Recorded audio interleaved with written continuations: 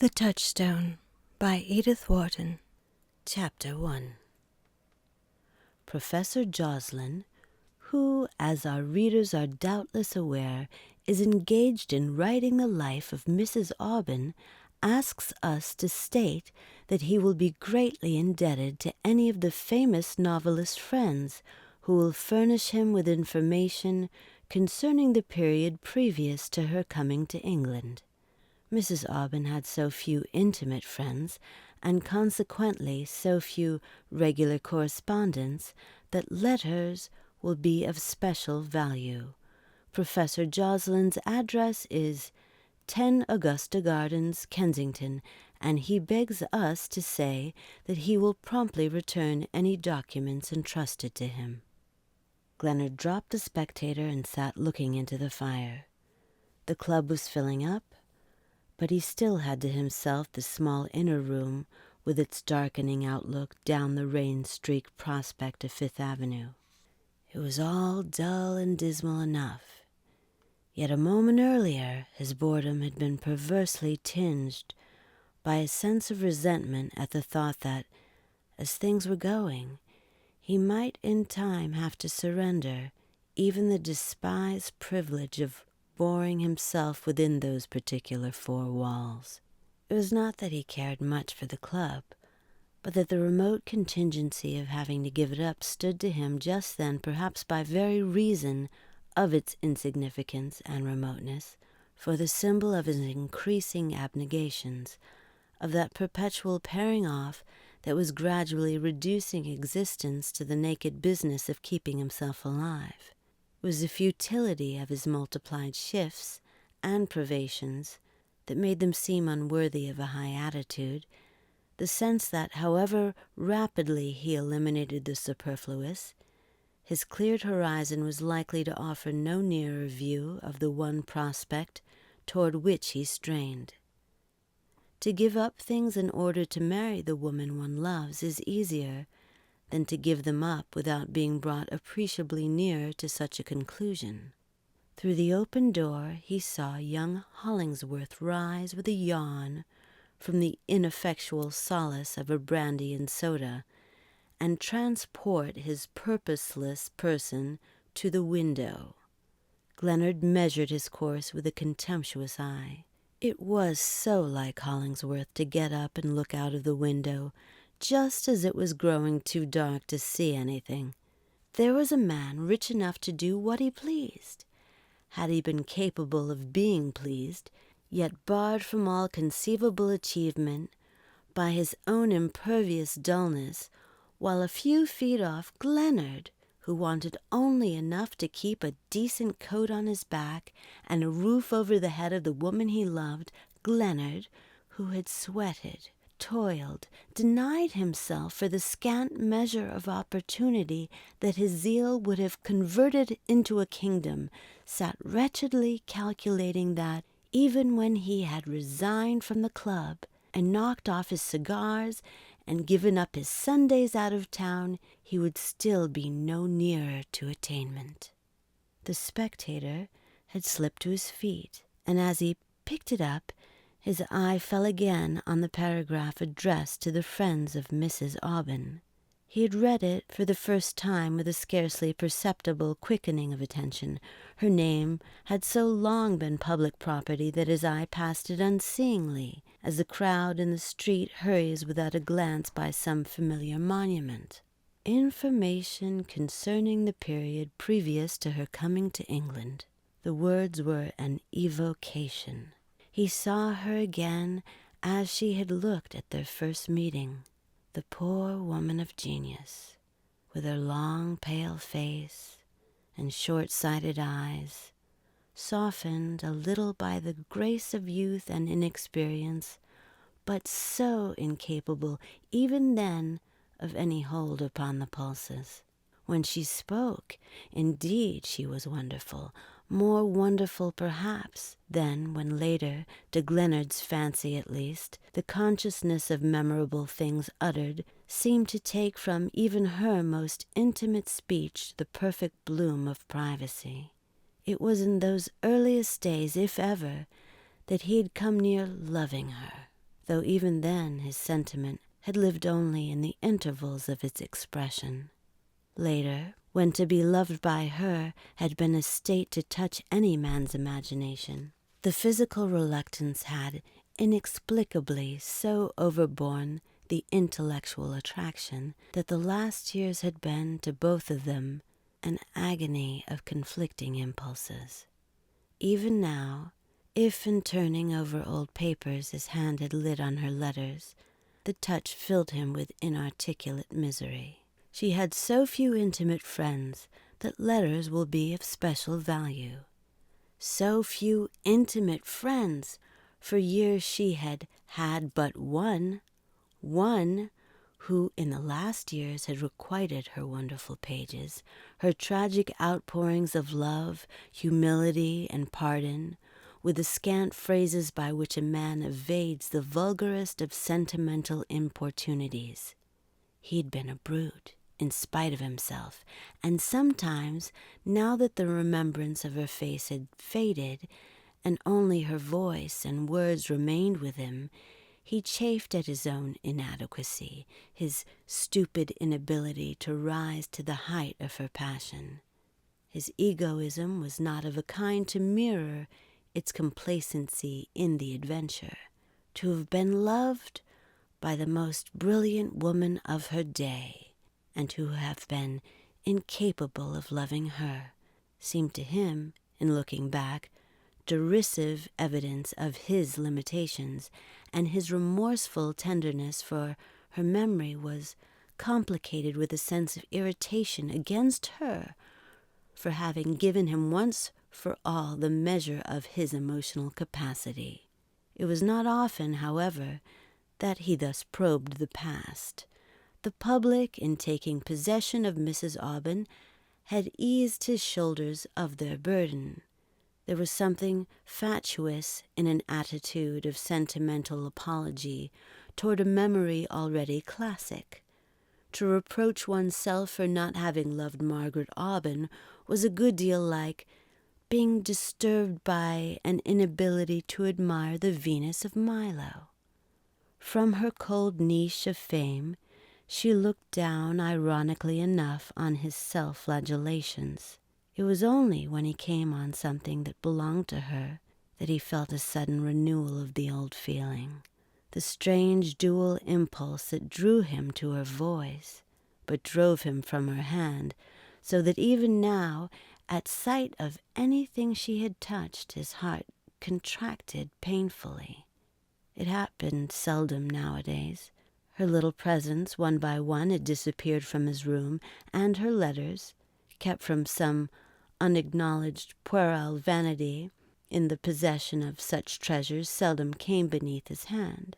Her letters will be of special value. Her letters! Why, he must have hundreds of them, enough to fill a volume. Sometimes it used to seem to him that they came with every post. He used to avoid looking in his letter-box when he came home to his rooms, but her writing seemed to spring out at him as he put his key in the door. He stood up and strolled into the other room. Hollingsworth, lounging away from the window, had joined himself to a languidly convivial group of men, to whom, in phrases as halting as though they struggled to define an ultimate idea, he was expounding the cursed nuisance of living in a hole, with such a damned climate that one had to get out of it by February, with the contingent difficulty of there being no place to take one's yacht to in winter, but that other played-out hole, the Riviera. From the outskirts of this group Gleanard wandered to another, where a voice as different as possible from Hollingsworth's colourless organ dominated another circle of languid listeners. "Come and hear Dinslow talk about his patent, admission free," one of the men sang out in a tone of mock resignation. Dinslow turned to Gleanard the confident pugnacity of his smile. "Give it another 6 months and it'll be talking about itself," he declared. "It's pretty nearly articulate now." "Can it say Papa?" someone else inquired. Dinslow's smile broadened. "You'll be deuced glad to say papa to it a year from now," he retorted. "It'll be able to support even you in affluence. Look here now, just let me explain to you." Glennard moved away impatiently. The men at the club, all but those who were in it, were proverbially tired of Dinslow's patent, and none more so than Glennard, whose knowledge of its merits made it loom large in the depressing catalogue of lost opportunities. The relations between the two men had always been friendly, and Dinslow's urgent offers to take him in on the ground floor had of late intensified Glennard's sense of his own inability to meet good luck halfway. Some of the men who had paused to listen were already in evening clothes, others on their way home to dress, and Glennard, with an accustomed twinge of humiliation, said to himself that if he lingered among them, it was in the miserable hope that one of the number might ask him to dine. Miss Trent had told him that she was to go to the opera that evening with her rich aunt, and if he should have the luck to pick up a dinner invitation, he might join her there without extra outlay. He moved about the room, lingering here and there in a tentative affectation of interest, but though the men greeted him pleasantly, no one asked him to dine. Doubtless they were all engaged. These men who could afford to pay for their dinners, who did not have to hunt for invitations as a beggar rummages for a crust in an ash barrel. But no, as Hollingsworth left the lessening circle about the table, an admiring youth called out, "Holly, stop and dine!" Hollingsworth turned on him the crude countenance that looked like the wrong side of a more finished face. "Sorry, I can't. I'm in for a beastly banquet." Glennard threw himself into an armchair. Why go home in the rain to dress? It was folly to take a cab to the opera. It was worse folly to go there at all. His perpetual meetings with Alexa Trent were as unfair to the girl as they were unnerving to himself. Since he couldn't marry her, it was time to stand aside and give a better man the chance. And his thought admitted the ironical implication that in the terms of expediency the phrase might stand for Hollingsworth. Chapter 2. He dined alone and walked home to his rooms in the rain. As he turned into Fifth Avenue, he caught the wet gleam of carriages on their way to the opera, and he took the first side street in a moment of irritation against the petty restrictions that thwarted every impulse. It was ridiculous to give up the opera, not because one might possibly be bored there, but because one must pay for the experiment. In his sitting room, the tacit connivance of the inanimate had centered the lamplight on a photograph of Alexa Trent, placed in the obligatory silver frame, just where, as memory officiously reminded him, Margaret Aubyn's picture had long throned in its stead. Miss Trent's features cruelly justified the usurpation. She had the kind of beauty that comes of a happy accord of face and spirit. It is not given to many to have the lips and eyes of their rarest mood, and some women go through life behind a mask expressing only their anxiety about the butcher's bill or their inability to see a joke. With Miss Trent, face and mind had the same high, serious contour. She looked like a thrown justice by some grave Florentine painter, and it seemed to Glennard that her most salient attribute, or that at least to which her conduct gave most consistent expression, was a kind of passionate justness, the intuitive, feminine justness that is so much rarer than a reasoned impartiality. Circumstances had tragically combined to develop this instinct into a conscious habit. She had seen more than most girls of the shabby side of life, of the perpetual tendency of want to cramp the noblest attitude. Poverty and misfortune had overhung her childhood, and she had none of the pretty delusions about life that are supposed to be the crowning grace of girlhood. This very competence, which gave her a touching reasonableness, made Glenard's situation more difficult than if he had aspired to a princess. Between them they asked so little, they knew so well how to make that little do, but they understood also, and she especially did, not for a moment let him forget that without that little the future they dreamed of was impossible. The sight of her photograph quickened Glenard's exasperation. He was sick and ashamed of the part he was playing. He'd loved her now for 2 years, with a tranquil tenderness that gathers depth and volume as it nears fulfillment. He knew that she would wait for him, but the certitude was an added pang. There are times when the constancy of the woman one cannot marry is almost as trying as that of the woman one does not want to. Glenard turned up his reading lamp and stirred the fire. He had a long evening before him, and he wanted to crowd out thought with action. He'd brought some papers from his office and spread them out on his table and squared himself to the task. It must have been an hour later that he found himself automatically fitting a key into a locked drawer. He had no more notion than a somnambulist of the mental process that had led up to his action. He was just dimly aware of having pushed aside the papers and the heavy calf volumes that a moment before had bounded his horizon, and of laying in their place, without a trace of conscious volition, the parcel he had taken from the drawer. The letters were tied in packets of 30 or 40. There were a great many packets. On some of the envelopes the ink was fading. On others, which bore the English postmark, it was still fresh. She'd been dead hardly 3 years, and she had written, at lengthening intervals, to the last. He undid one of the early packets, little notes written during their first acquaintance at Hillbridge. Glenard, on leaving college, had begun life in his uncle's law office in the old university town.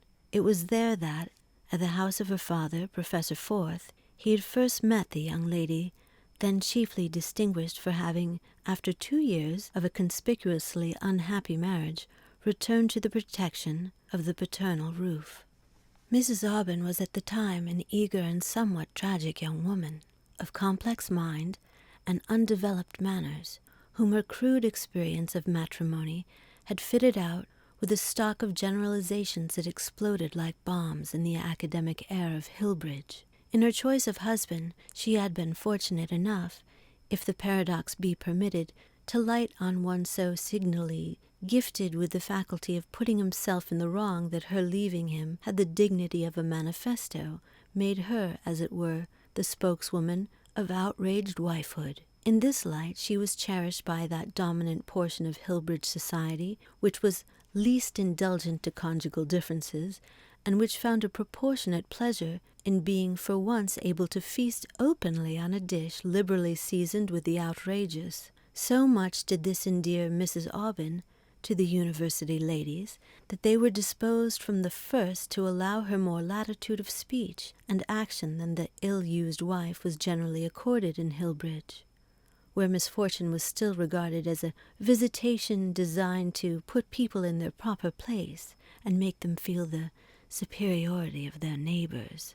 The young woman, so privileged, combined with a kind of personal shyness as intellectual audacity that was like a deflected impulse of coquetry. One felt that if she had been prettier, she would have had emotions instead of ideas.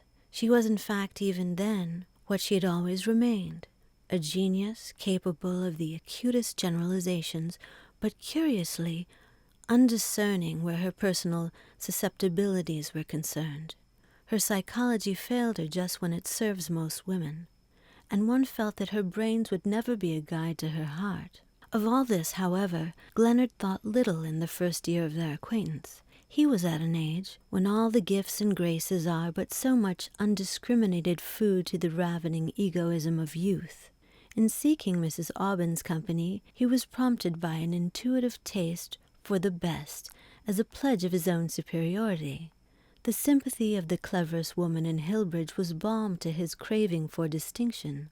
It was public confirmation of his secret sense that he was cut out for bigger place. It must not be understood that Glenard was vain, Vanity contents itself with the coarsest diet. There is no palate so fastidious as that of self-distrust. To a youth of Glenard's aspirations, the encouragement of a clever woman stood for the symbol of all success. Later, when he had begun to feel his way, to gain a foothold, he would not need such support, but it served to carry him lightly and easily, as often a period of insecurity and discouragement. It would be unjust, however, to represent his interest in Mrs. Aubyn as a matter of calculation. It was as instinctive as love, and it missed being love by just such a hair-breadth deflection from the line of beauty as had determined the curve of Mrs. Aubyn's lips. When they met, she had just published her first novel, and Glenard, who afterward had an ambitious man's impatience of distinguished women, was young enough to be dazzled by the semi-publicity it gave her. It was the kind of book that makes elderly ladies lower their voices and call each other "my dear" when they furtively discuss it. And Glenard exulted in the superior knowledge of the world that enabled him to take as a matter-of-course sentiments over which the university shook its head. Still more delightful was it to hear Mrs. Aubyn waken the echoes of academic drawing-rooms with audacities surpassing those of her printed page. Her intellectual independence gave a touch of comradeship to their intimacy, prolonging the illusion of college friendships based on a joyous interchange of heresies. Mrs. Aubyn and Glenard represented to each other the augur's wink behind the Hillbridge idol. They walked together in that light of young omniscience from which fate so curiously excludes one's elders. Husbands who are notoriously inopportune may even die inopportunely, and this was the revenge that Mr. Aubyn, some 2 years after her return to Hillbridge, took upon his injured wife. He died precisely at the moment when Glenard was beginning to criticize her. It was not that she bored him. She did what was infinitely worse. She made him feel his inferiority. The sense of mental equality had been gratifying to his raw ambition, but as his self-knowledge defined itself, his understanding of her also increased, and if man is at times indirectly flattered by the moral superiority of woman, her mental ascendancy is extenuated by no such oblique tribute to his powers. The attitude of looking up is a strain on the muscles, and it was becoming more and more Glenard's opinion that brains in a woman should be merely the obverse of beauty. To beauty Mrs. Aubyn could lay no claim, and while she had enough prettiness to exasperate him by her incapacity to make use of it, she seemed invincibly ignorant of any of the little artifices whereby women contrive to hide their defects and even to turn them into graces. Her dress never seemed a part of her. All her clothes had an impersonal air, as though they had belonged to someone else and been borrowed in an emergency that had somehow become chronic. She was conscious enough of her deficiencies to try to amend them by rash imitations of the most approved models, but no woman who does not dress well intuitively will ever do so by the light of reason, and Mrs. Aubyn's plagiarisms, to borrow a metaphor of her trade, somehow never seemed to be incorporated with the text. Genius is of small use to a woman who does not know how to do her hair. The fame that came to Mrs. Aubyn with her second book left Glenard's imagination untouched, or had at most the negative effect of removing her still farther from the circle of his contracting sympathies. We are all the sport of time, and fate had so perversely ordered the chronology of Margaret Aubyn's romance that when her husband died, Glenard felt as though he had lost a friend. It was not in his nature to be needlessly unkind, and though he was in the impregnable position of the man who has given a woman no more definable claim on him than that of letting her fancy that he loves her, he would not for the world have accentuated his advantage by any betrayal of indifference. During the first year of her widowhood, their friendship dragged on with halting renewals of sentiment, becoming more and more a banquet of empty dishes from which the covers were never removed. Then Glenard went to New York to live, and exchanged the faded pleasures of intercourse for the comparative novelty of correspondence. Her letters, oddly enough, seemed at first to bring her nearer than her presence. She had adopted, as she successfully maintained, a note as affectionately impersonal as his own. She wrote ardently of her work. She questioned him about his. She even bantered him on the inevitable pretty girl who was certain before long to divert the current of his confidences. To Glenard, who was almost a stranger in New York, the sight of Mrs. Aubyn's writing was like a voice of reassurance in surroundings as yet insufficiently aware of him. His vanity found a retrospective enjoyment in the sentiment his heart had rejected, and this factitious emotion drove him once or twice to Hillbridge, whence, after scenes of evasive tenderness, he returned dissatisfied with himself and her. As he made room for himself in New York, and peopled the space he had cleared with the sympathies at the disposal of agreeable and self-confident young men, it seemed to him natural to infer that Mrs. Aubyn had refurbished in the same manner the void he was not unwilling his departure should have left. But in the dissolution of sentimental partnerships, it is seldom that both associates are able to withdraw their funds at the same time, and Glenard gradually learned that he stood for the venture on which Mrs. Aubyn had irretrievably staked her all. It was not the kind of figure he cared to cut. He had no fancy for leaving havoc in his wake, and would have preferred to sow a quick growth of oblivion in the spaces wasted by his unconsidered inroads. But if he supplied the seed, it was clearly Mrs. Aubyn's business to see to the raising of the crop. Her attitude seemed indeed to throw his own reasonableness into distincter relief, so that they might have stood for thrift and improvidence in an allegory of the affections. It was not that Mrs. Aubyn permitted herself to be a pensioner on his bounty. He knew she had no wish to keep herself alive on the small change of sentiment. She simply fed on her own funded passion, and the luxuries it allowed her made him, even then, dimly aware that she had the secret of an inexhaustible alchemy. Their relations remained thus negatively tender till she suddenly wrote him of her decision to go abroad to live. Her father had died, she had no near ties in Hillbridge, and London offered more scope than New York to her expanding personality.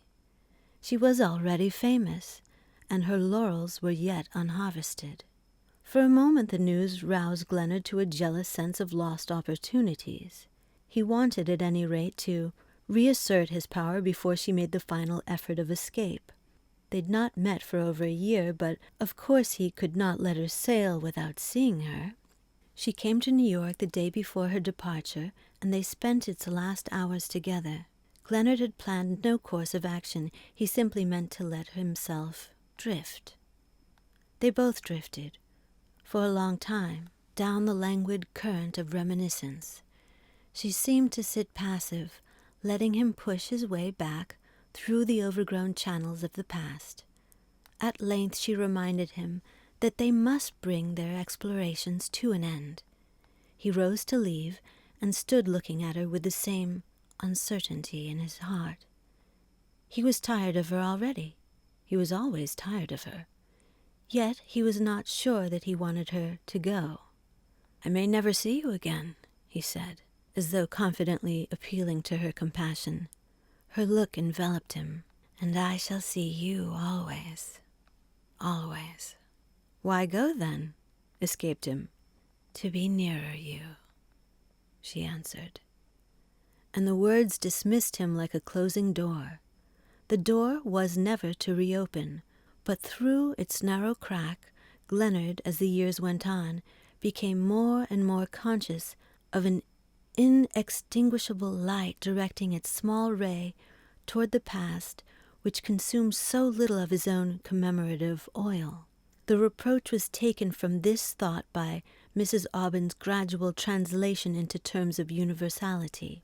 In becoming a personage, she so naturally ceased to be a person that Glenard could almost look back to his explorations of her spirit as on a visit to some famous shrine, immortalized, but in a sense desecrated by popular veneration. Her letters from London continued to come with the same tender punctuality, But the altered conditions of her life, the vistas of new relationships disclosed by every phrase, made her communications as impersonal as a piece of journalism. It was as though the state, the world, indeed, had taken her off his hands, assuming the maintenance of a temperament that had long exhausted his slender store of reciprocity. In the retrospective light shed by the letters, he was blinded to their specific meaning. He was not a man who concerned himself with literature, and they had been to him at first simply the extension of her brilliant talk, later the dreaded vehicle of a tragic importunity. He knew, of course, that they were wonderful, that, unlike the authors who give their essence to the public and keep only a dry rind for their friends, Mrs. Aubyn had stored of her rarest vintage for this hidden sacrament of tenderness. Sometimes, indeed, he had been oppressed, humiliated almost by the multiplicity of her illusions, the wide scope of her interests, her persistence in forcing her superabundance of thought and emotion into the shallow receptacle of his sympathy. But he had never thought of the letters objectively, as the production of a distinguished woman, had never measured the literary significance of her oppressive prodigality. He was almost frightened now at the wealth in his hands. The obligation of her love had never weighed on him like this gift of her imagination. It was as though he'd accepted from her something to which even a reciprocal tenderness could not have justified his claim.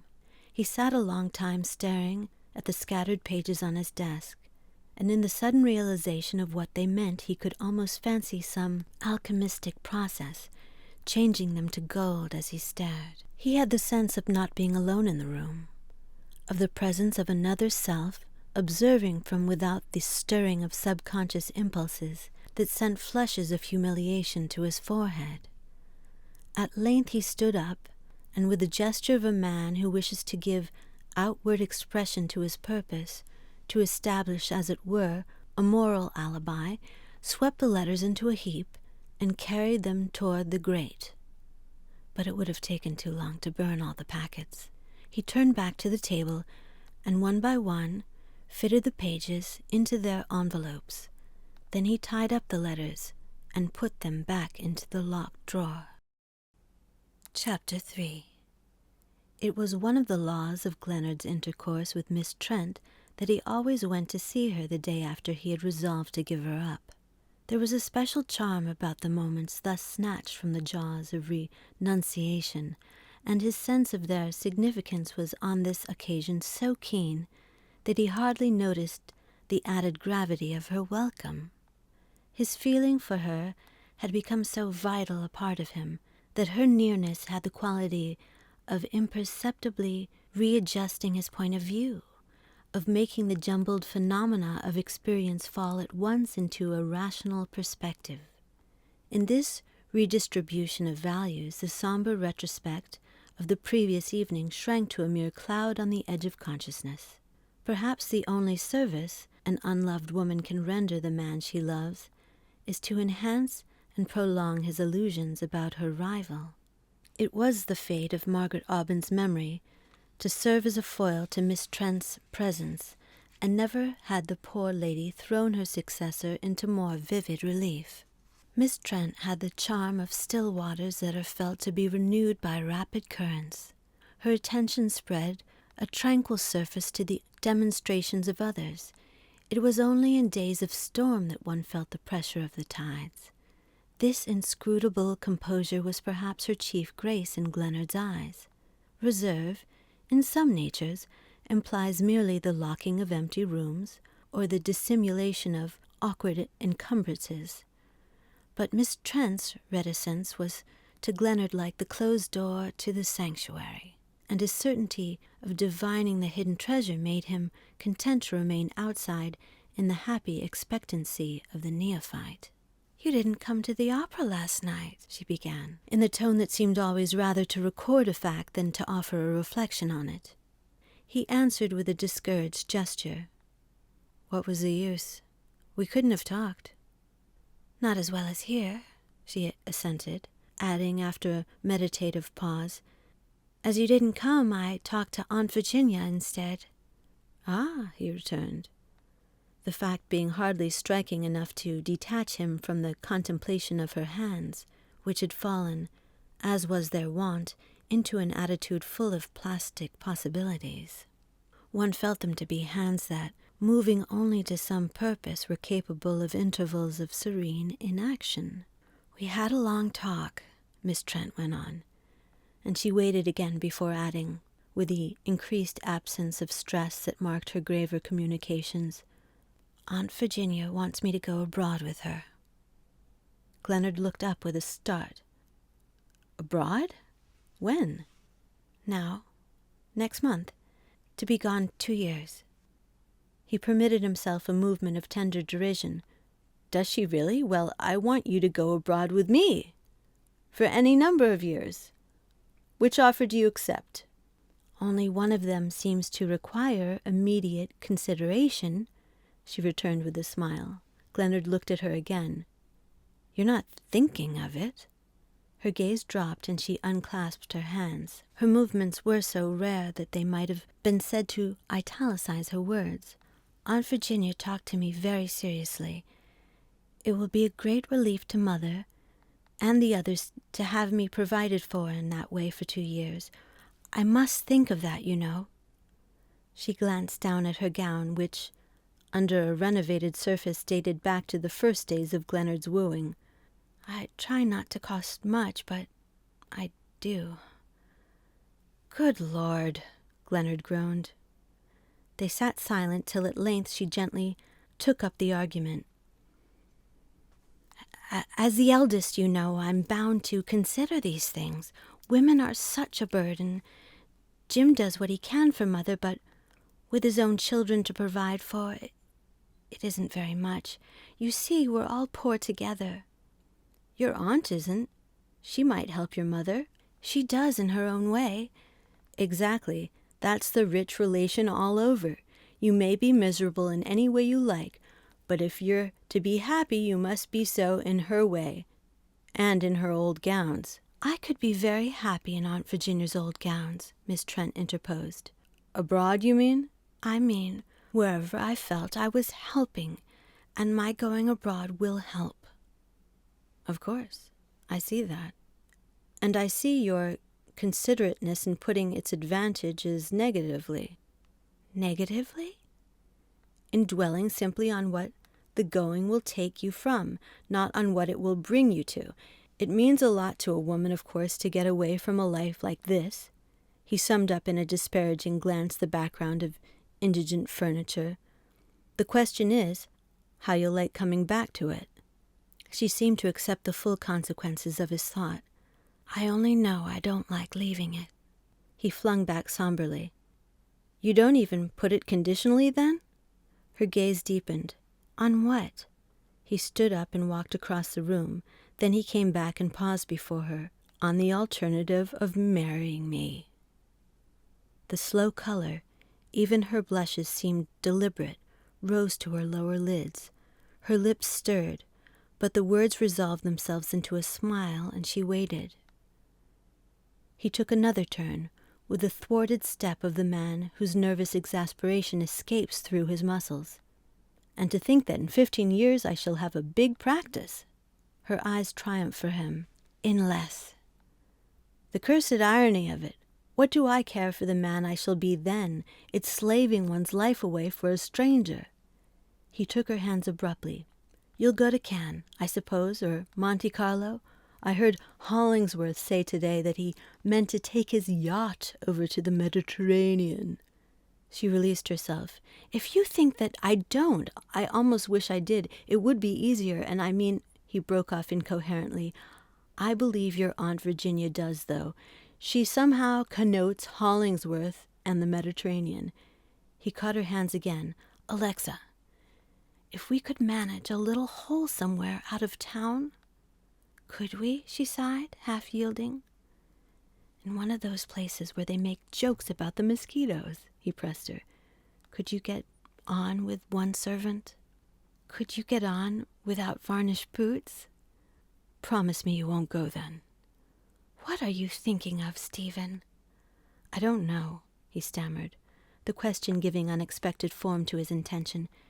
It's all in the air yet, of course, but I picked up a tip the other day.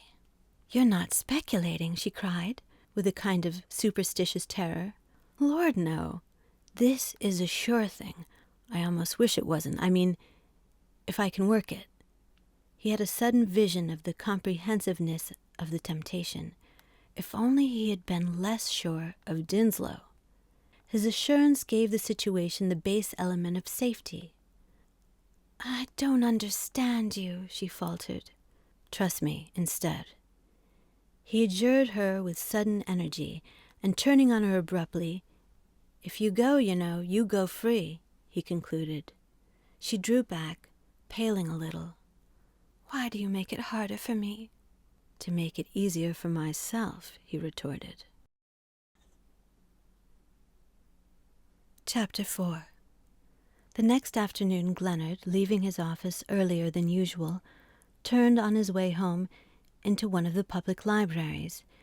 He had the place to himself at that closing hour, and the librarian was able to give an undivided attention to his tentative request for letters, collections of letters.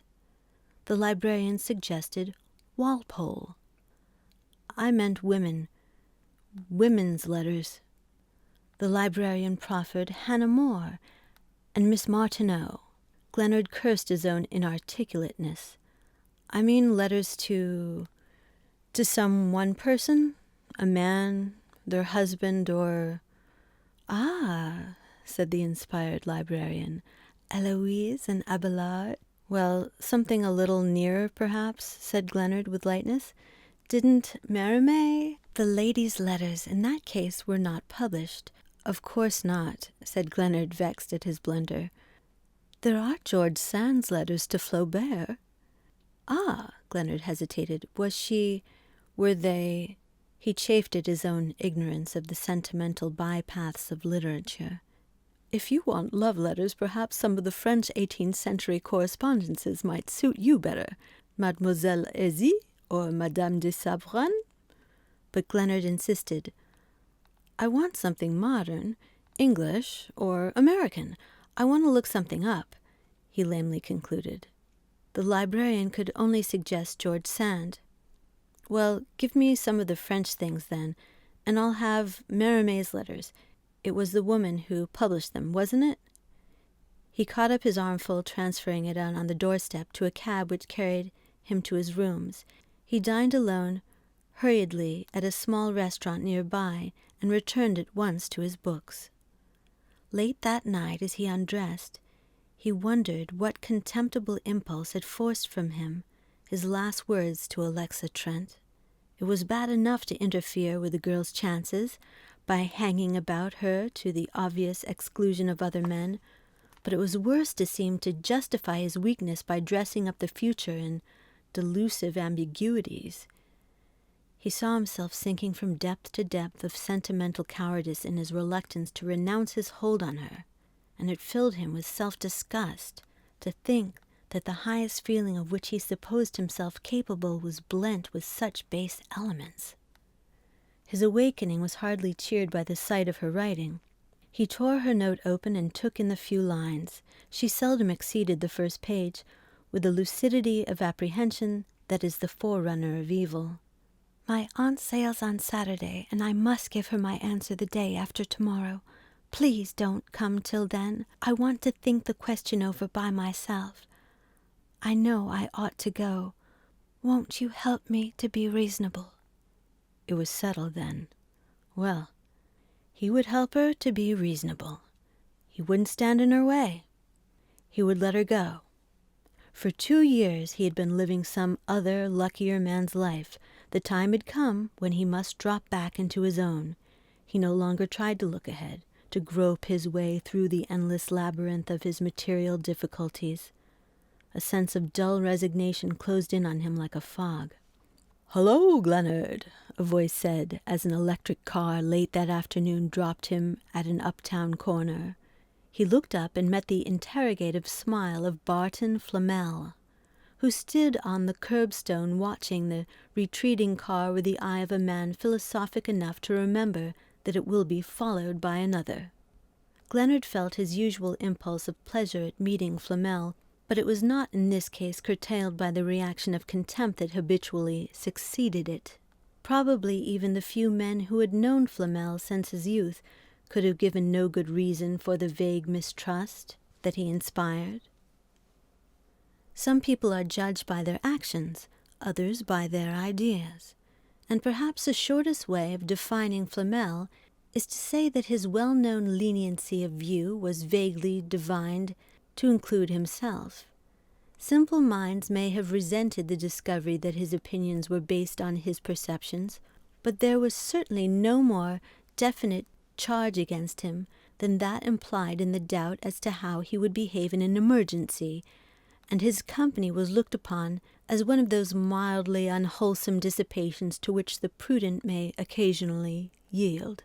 It now offered itself to Gleanard as an easy escape from the obsession of moral problems, which somehow could no more be worn in Flamel's presence than a surplice in the street. "Where are you going? To the club?" Flamel asked, adding, as the younger man assented, "Why not come to my studio instead? You'll see one bore instead of 20. The apartment which Flamel described as his studio showed, as its one claim to the designation, a perennially empty easel, the rest of its space being filled with the evidences of a comprehensive dilettantism. Against this background, which seemed the visible expression of its owner's intellectual tolerance, rows of fine books detached themselves with a prominence showing them to be Flamel's chief care. Gleanard glanced with the eye of untrained curiosity at the lines of warm-toned morocco, while his host busied himself with the uncorking of a Apollinaris. "You've got a splendid lot of books," he said. "They're fairly decent," the other assented, in the curt tone of the collector who will not talk of his passion for fear of talking of nothing else. Then, as Gleanard, his hands in his pockets, began to stroll perfunctorily down the long lines of bookcases, "Some men," Flamel irresistibly added, "think of books merely as tools. Others as tooling. I'm between the two. There are days when I use them as scenery, other days when I want them as society, so that, as you see, my library represents a makeshift compromise between looks and brains, and the collectors look down on me almost as much as the students." Gleanard, without answering, was mechanically taking one book after another from the shelves. His hands slipped curiously over the smooth covers and the noiseless subsidence of the opening pages. Suddenly he came on a thin volume of faded manuscript. "What's this?" he asked with a listless sense of wonder. "Ah, you're at my manuscript shelf. I've been going in for that sort of thing lately." Flamel came up and looked over his shoulders. "That's a bit of Stendhal, one of the Italian stories, and here are some letters of Balzac to Madame Surville." Gleanard took the book with sudden eagerness. Who was Madame Surville? His sister. He was conscious that Flamel was looking at him with a smile that was like an interrogation point. "I didn't know you cared for that kind of thing." "I don't. At least I've never had the chance. Have you many collections of letters?" "Lord, no. Very few. I'm just beginning, and most of interesting ones are out of my reach. Here's a queer little collection, though. The rarest thing I've got. 6 of Shelley's letters to Harriet Westbrook. I had a devil of a time getting them. A lot of collectors were after them." Gleanard, taking the volume from his hand, glanced with a kind of repugnance at the interleaving of yellow crisscrossed sheets. "She was the one who drowned herself, wasn't she?" Flamel nodded. "I suppose that little episode adds about 50% to their value," he said meditatively. Gleanard laid the book down. He wondered why he had joined Flamel. He was in no humor to be amused by the older man's talk, and a recrudescence of personal misery rose about him like an icy tide. "I believe I must take myself off," he said. "I'd forgotten an engagement." He turned to go, but almost at the same moment he was conscious of a duality of intention wherein his apparent wish to leave revealed itself as a last effort of the will against the overmastering desire to stay and unbosom himself to Flamel. The older man, as though divining the conflict, laid a detaining pressure on his arm. "Won't the engagement keep? Sit down and try one of these cigars. I don't often have the luck of seeing you here." "I'm rather driven just now," said Glenard vaguely. He found himself seated again, and Flamel had pushed to his side a low stand holding a bottle of Apollinaris and a decanter of cognac. Flamel, thrown back in his capacious armchair, surveyed him through a cloud of smoke, with the comfortable tolerance of the man to whom no inconsistencies need be explained. Connivance was implicit in the air. It was the kind of atmosphere in which the outrageous loses its edge. Glenard felt a gradual relaxing of his nerves. "I suppose one has to pay a lot for letters like that," he heard himself asking, with a glance in the direction of the volume he had laid aside. "Oh, so. Depends on circumstances." Flamel viewed him thoughtfully. "Are you thinking of collecting?" Glenard laughed. "Lord, no. The other way round. Selling?" "Oh, I hardly know. I was thinking of a poor chap." Flamel filled the pause with a nod of interest. "Poor chap I used to know who died. He died last year, and who left me a lot of letters. Letters he thought a great deal of. He was fond of me, and left 'em to me outright, with the idea, I suppose, that they might benefit me somehow. I don't know. I'm not much up on such things." He reached his hand to the tall glass his host had filled. "Collection of autograph letters, eh? Any big names?" "Oh, only one name. They're all written to him. By one person, you understand. A woman, in fact." "Oh, a woman," said Flamel negligently. Glenard was nettled by his obvious loss of interest. "I rather think they'd attract a good deal of notice if they were published." Flamel still looked uninterested. "Love letters, I suppose?" "Oh, just the letters a woman would write to a man she knew well. They were tremendous friends, he and she." "And she wrote a clever letter?" "Clever? It was Margaret Aubyn." A great silence filled the room. It seemed to Glenard that the words had burst from him as blood gushes from a wound. "Great Scott!" said Flamel, sitting up. "A collection of Margaret Aubyn's letters? Did you say you had them?" "They were left me by my friend." "I see. Was he, well, no matter. You're to be congratulated at any rate. What are you going to do with them?" Glenard stood up with a sense of weariness in all his bones. "Oh, I don't know. I haven't thought much about it. I just happened to see that some fellow was writing her life." "Jocelyn, yes. You didn't think of giving them to him?" Glenard had lounged across the room and stood staring up at a bronze Bacchus who drooped his garlanded head above the pediment of an Italian cabinet. "What ought I to do? You're just the fellow to advise me." He felt the blood in his cheeks as he spoke. Flamel sat with meditative eye. "What do you want to do with them?" he asked. "I want to publish them," said Glenard, swinging round with sudden energy. "If I can." "If you can? They're yours, you say?" "They're mine, fast enough. There's no one to prevent. I mean, there are no restrictions." He was arrested by the sense that these accumulated proofs of impurity might precisely stand as the strongest check on his action. "And Mrs. Aubyn had no family, I believe?" "No." "Then I don't see who's to interfere," said Flamel, studying his cigar tip. Glenard had turned his unseeing stare on an ecstatic St. Catherine framed in tarnished gilding. "It's just this way," he began again with an effort. "When letters are as personal as these of my friends, well, I don't mind telling you that the cash would make a heap of a difference to me, such a lot that it rather obscures my judgment. The fact is, if I could lay my hand on a few thousand now, I could get into a big thing, and without appreciable risk, and I'd like to know whether you think I'd be justified under the circumstances." He paused with a dry throat. It seemed to him at the moment that it would be impossible for him ever to sink lower in his own estimation. He was in truth less ashamed of weighing the temptation than of submitting his scruples to a man like Flamel, and affecting to appeal to sentiments of delicacy on the absence of which he had consciously reckoned. But he had reached a point where each word seemed to compel another, as each wave in a stream is forced forward by the pressure behind it, and before Flamel could speak he had faltered out, "You don't think people could criticize the man?" "But the man's dead, isn't he?" "He's dead, yes.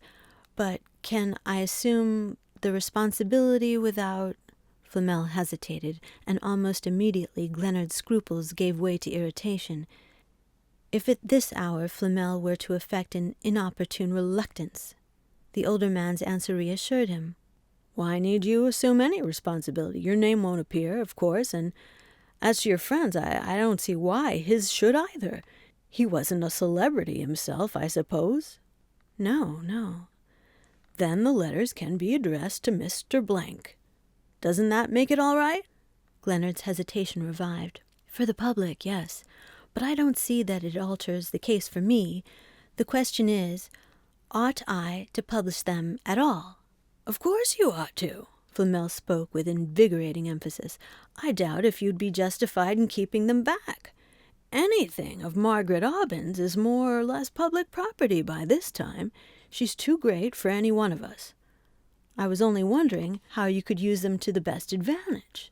To yourself, I mean. How many are there?" "Oh, a lot. Perhaps 100. I haven't counted. There may be more." "Gad, what a haul!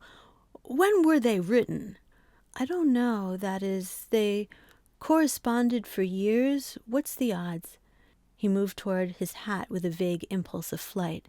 "It all counts," said Flamel imperturbably. "A long correspondence, one, I mean, that covers a great deal of time, is obviously worth more than if the same number of letters had been written within a year. At any rate, you won't give them to Jocelyn. They'd fill a book, wouldn't they?" "I suppose so. I don't know how much it takes to fill a book." "Not love letters, you say?" "Why?" flashed from Glenard. "Oh, nothing. Only the big public is sentimental, and if they were, why, you could get any money for Margaret Aubyn's love letters." Glenard was silent. "Are the letters interesting in themselves? I mean, apart from the association with her name?" "I'm no judge." Glenard took up his hat and thrust himself into his overcoat. "I dare say I shan't do anything about it, and, Flamel, you won't mention this to anyone?" "Lord, no. Well, I congratulate you. You've got a big thing." Flamel was smiling at him from the hearth. Glenard, on the threshold, forced a response to the smile while he questioned with loitering indifference, "Financially, eh?" "Rather, I should say so." Glenard's hand lingered on the knob. How much should you say? You know about such things." "Oh, I should have to see the letters, but I should say, well, if you've got enough to fill a book, and they're fairly readable, and the book is brought out at the right time, say 10,000 down from the publisher, and possibly 1 or 2 more in royalties. If you got the publishers bidding against each other, you might do even better. But of course, I'm talking in the dark." "Of course," said Glenard, with sudden dizziness. His hand had slipped from the knob, and he stood staring down at the exotic spirals of the Persian rug beneath his feet. "I'd have to see the letters," Flamel repeated. "Of course. You'd have to see them," Glenard stammered, and without turning he flung over his shoulder an inarticulate "Goodbye." Chapter 5. The little house, as Glenard strolled up to it between the trees, seemed no more than a gay tent pitched against the sunshine. It had the crispness of a freshly starched summer gown, and the geraniums on the veranda bloomed as simultaneously as the flowers in a bonnet. The garden was prospering absurdly. Seed they had sown at random amid laughing countercharges of incompetence had shot up in fragrant defiance of their blunders. He smiled to see the clematis unfolding its punctual wings about the porch. The tiny lawn was smooth as a shaven cheek, and a crimson rambler mounted to the nursery window of a baby who never cried. A breeze shook the awning above the tea-table, and his wife, as he drew near, could be seen bending over a kettle that was just about to boil. So vividly did the whole scene suggest the painted bliss of a stage setting that it would have been hardly surprising to see her step forward among the flowers and trill out her virtuous happiness from the veranda rail. The stale heat of the long day in town, the dusty promiscuity of the suburban train, were now but the requisite foil to an evening of scented breezes and tranquil talk. They had been married more than a year, and each homecoming still reflected the freshness of their first day together. If indeed their happiness had a flaw, it was in resembling too closely the bright impermanence of their surroundings. Their love as yet was but the gay tent of holiday-makers. His wife looked up with a smile. The country life suited her, and her beauty had gained depth from a stillness in which certain faces might have grown opaque. "Are you very tired?"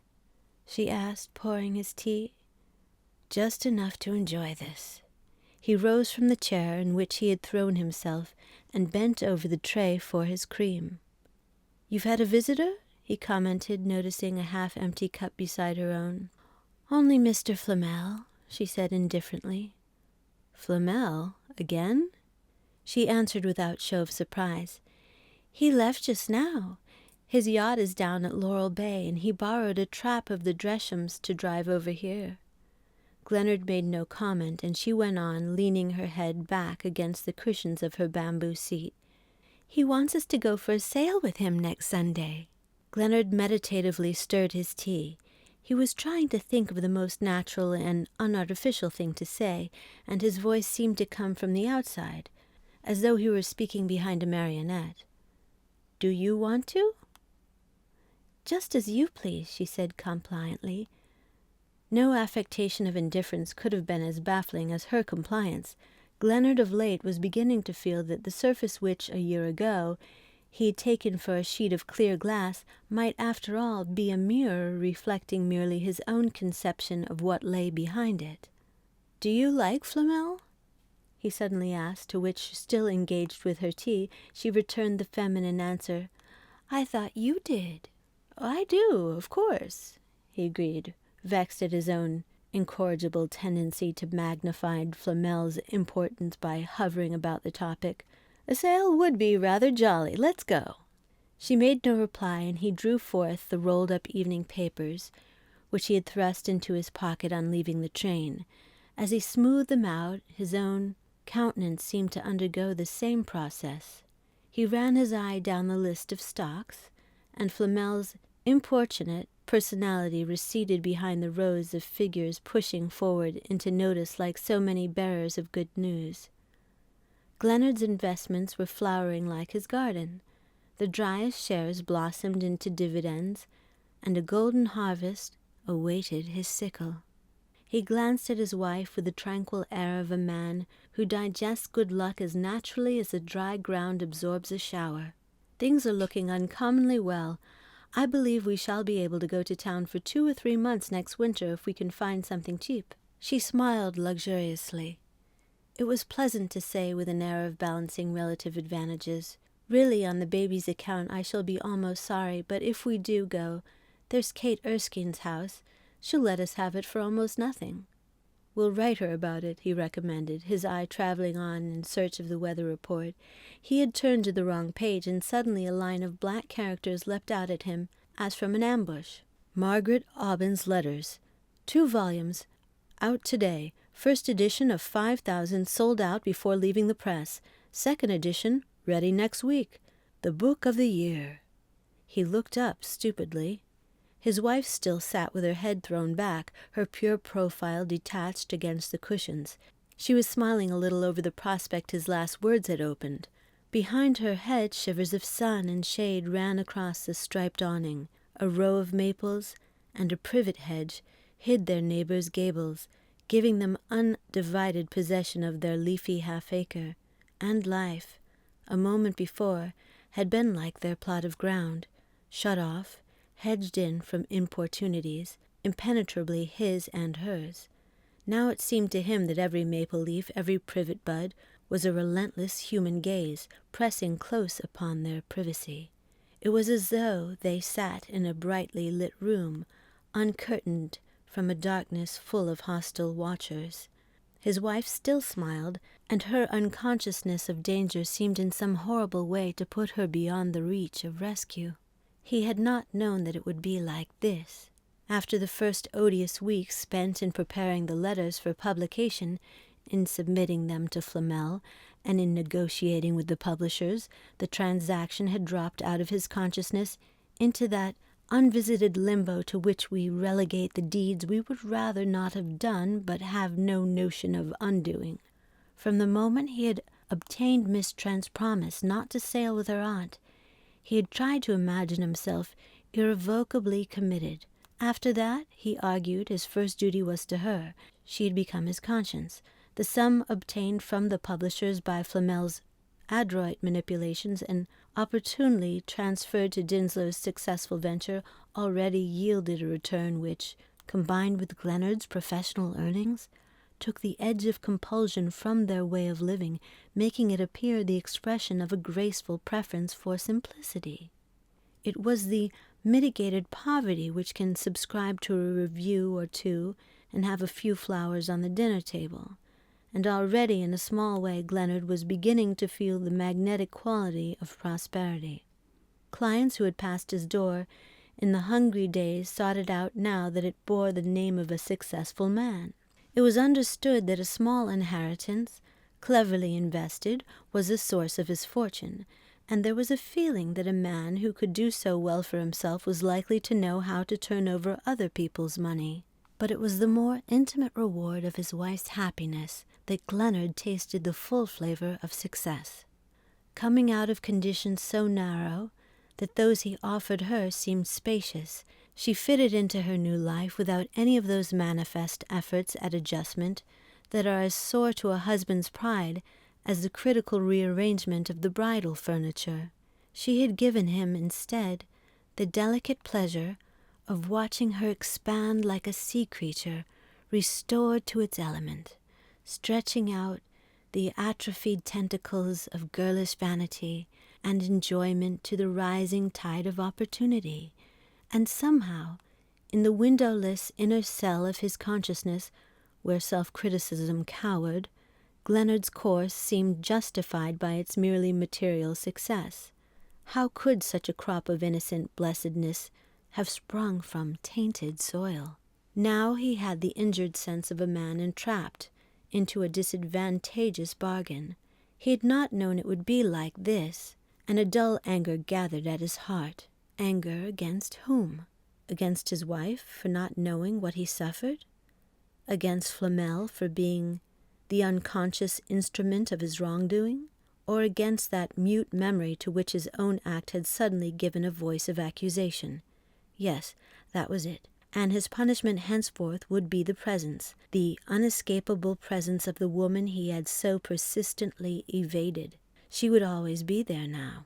It was as though he had married her instead of the other. It was what she had always wanted, to be with him, and she had gained her point at last. He sprang up, as though in an impulse of flight. The sudden movement lifted his wife's lids, and she asked, in the incurious voice of the woman whose life is enclosed in a magic circle of prosperity, "Any news?" "No, none," he said, roused to a sense of immediate peril. The papers lay scattered at his feet. What if she were to see them? He stretched his arm to gather them up, but his next thought showed him the futility of such concealment. The same advertisement would appear every day for weeks to come, in every newspaper. How could he prevent her seeing it? He could not always be hiding the papers from her. Well, And what if she did see it? It would signify nothing to her. The chances were that she would never even read the book. As she ceased to be an element of fear in his calculations, the distance between them seemed to lessen, as he took her again, as it were, into the circle of his conjugal protection. Yet at a moment before he had almost hated her.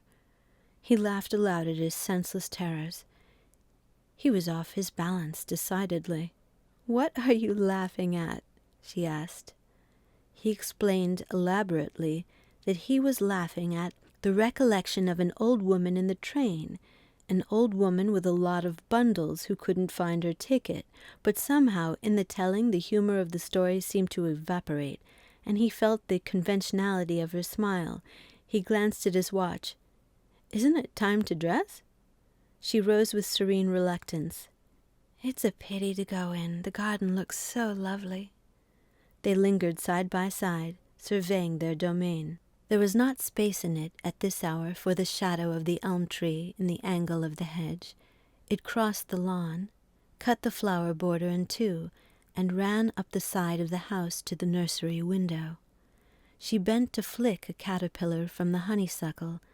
Then, as they turned indoors, "If we mean to go on the yacht next Sunday," she suggested, "oughtn't you to let Mr. Flamel know?" Glenard's exasperation deflected suddenly. "Of course I shall let him know. You always seem to imply that I'm going to do something rude to Flamel." The words reverberated through her silence. She had a way of thus leaving one space in which to contemplate one's folly at arm's length. Glenard turned on his heel and went upstairs. As he dropped into a chair before his dressing-table, he said to himself that in the last hour he had sounded the depths of his humiliation, and that the lowest dregs of it, the very bottom slime, was the hateful necessity of having always, as long as the two men lived, to be civil to Barton Flamel. Chapter 6. The week in town had been sultry, and the men, in the Sunday emancipation of white flannel and duck, filled the deck chairs of the yacht with their outstretched apathy, following through a mist of cigarette smoke the flitting inconsequences of the women. The party was a small one. Flamel had few intimate friends, but composed of more heterogeneous atoms than the little pools into which society usually runs.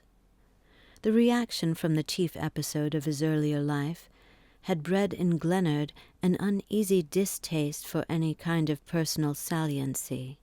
Cleverness was useful in business, but in society it seemed to him as futile as the sham cascades formed by a stream that might have been used to drive a mill. He liked the collective point of view that goes with the civilized uniformity of dress clothes, and his wife's attitude implied the same preference, yet they found themselves slipping more and more into Flamel's intimacy.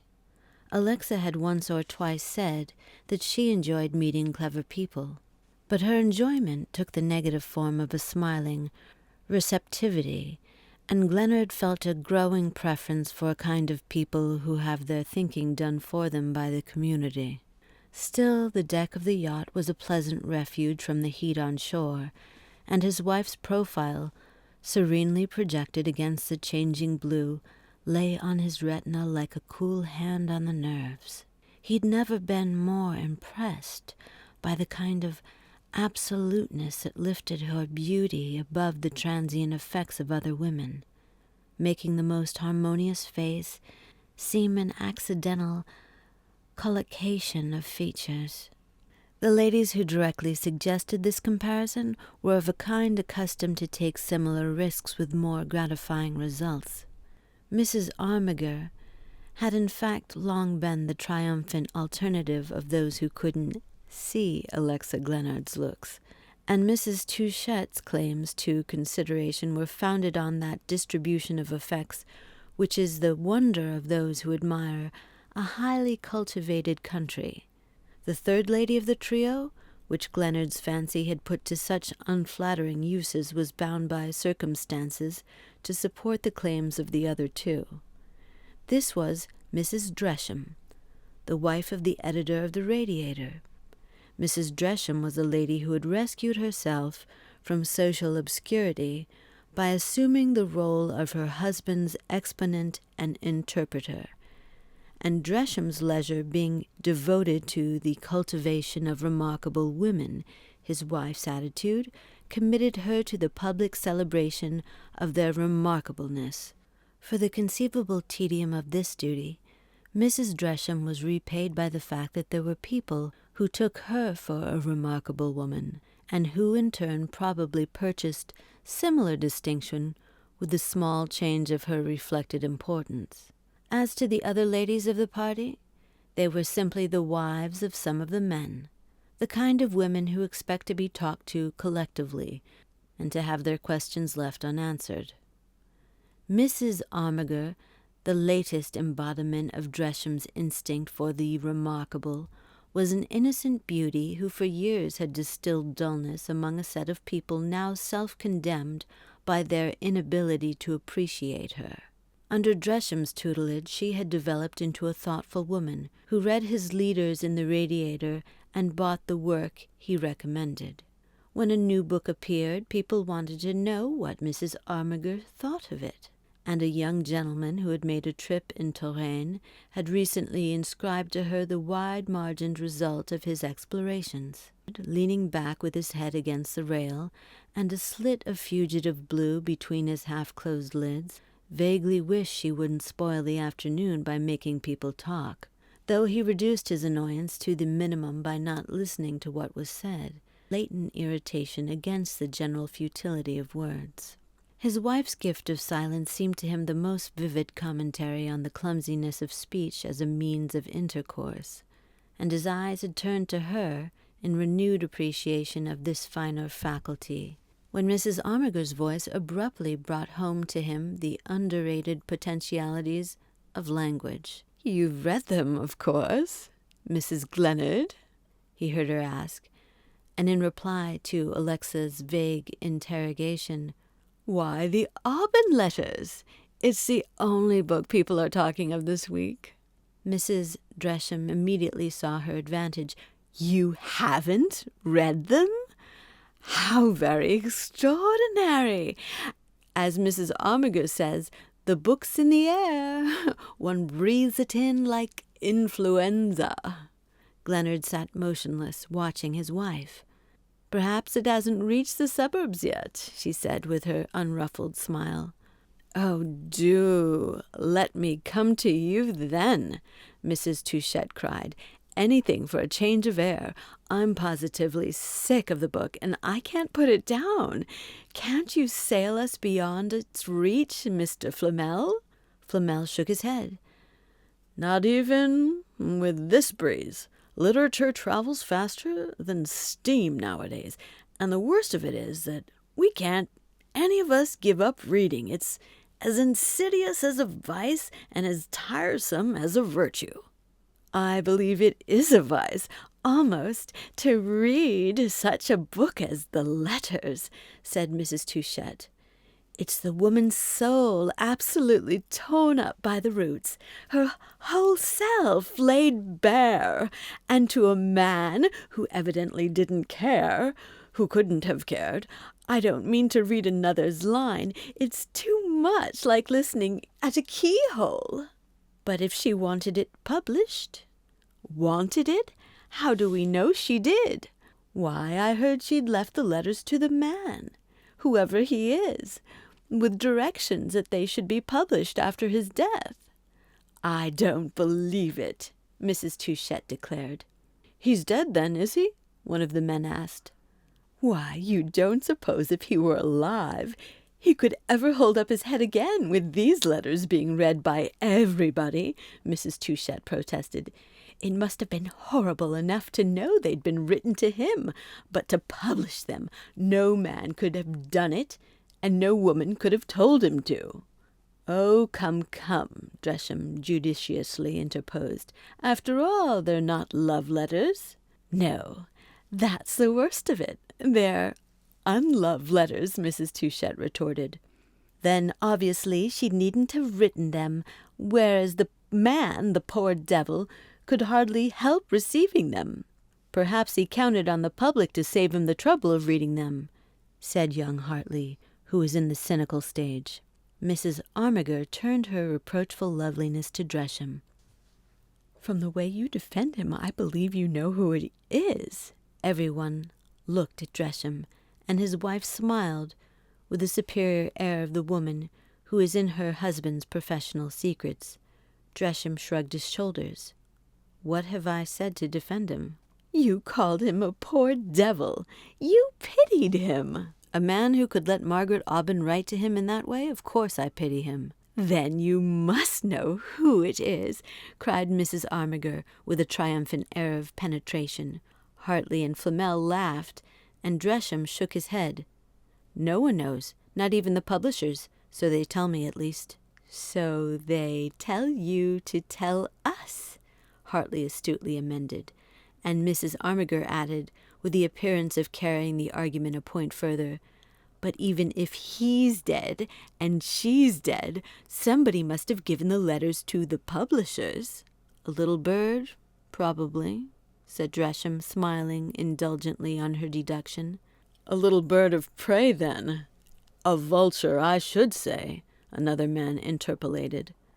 "Oh, I'm not with you there," said Dresham easily. "Those letters belong to the public." "How can any letters belong to the public that weren't written to the public?" Mrs. Touchette interposed. "Well, these were, in a sense, a personality as big as Margaret Aubyn's belongs to the world. Such a mind is part of the general fund of thought. It's the penalty of greatness. One becomes a monument historique. Posterity pays the cost of keeping one up, but on condition that one is always open to the public. I don't see that exonerates the man who gives up the keys of the sanctuary, as it were." "Who was he?" another voice inquired. "Who was he? Oh, nobody, I fancy. The letter-box, the slit in the wall through which the letters passed to posterity."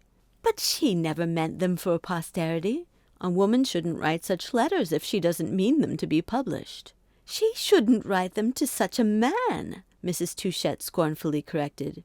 "I never keep letters," said Mrs. Armiger, under the obvious impression that she was contributing a valuable point to the discussion. There was a general laugh, and Flamel, who had not spoken, said lazily, "You women are too incurably subjective.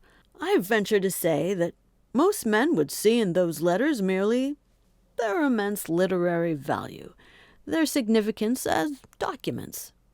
The personal side doesn't count where there's so much else." "Oh, we all know you haven't any principles," Mrs. Armiger declared, and Alexa Gleanard, lifting an indolent smile, said, "I shall never write you a love letter, Mr. Flamel." Gleanard moved away impatiently. Such talk was as tedious as the buzzing of gnats. He wondered why his wife had wanted to drag him on such a senseless expedition. He hated Flamel's crowd. And what business had Flamel himself to interfere in that way, standing up for the publication of the letters as though Gleanard needed his defense? Gleanard turned his head and saw that Flamel had drawn a seat to Alexa's elbow and was speaking to her in a low tone. The other groups had scattered, straying in twos along the deck.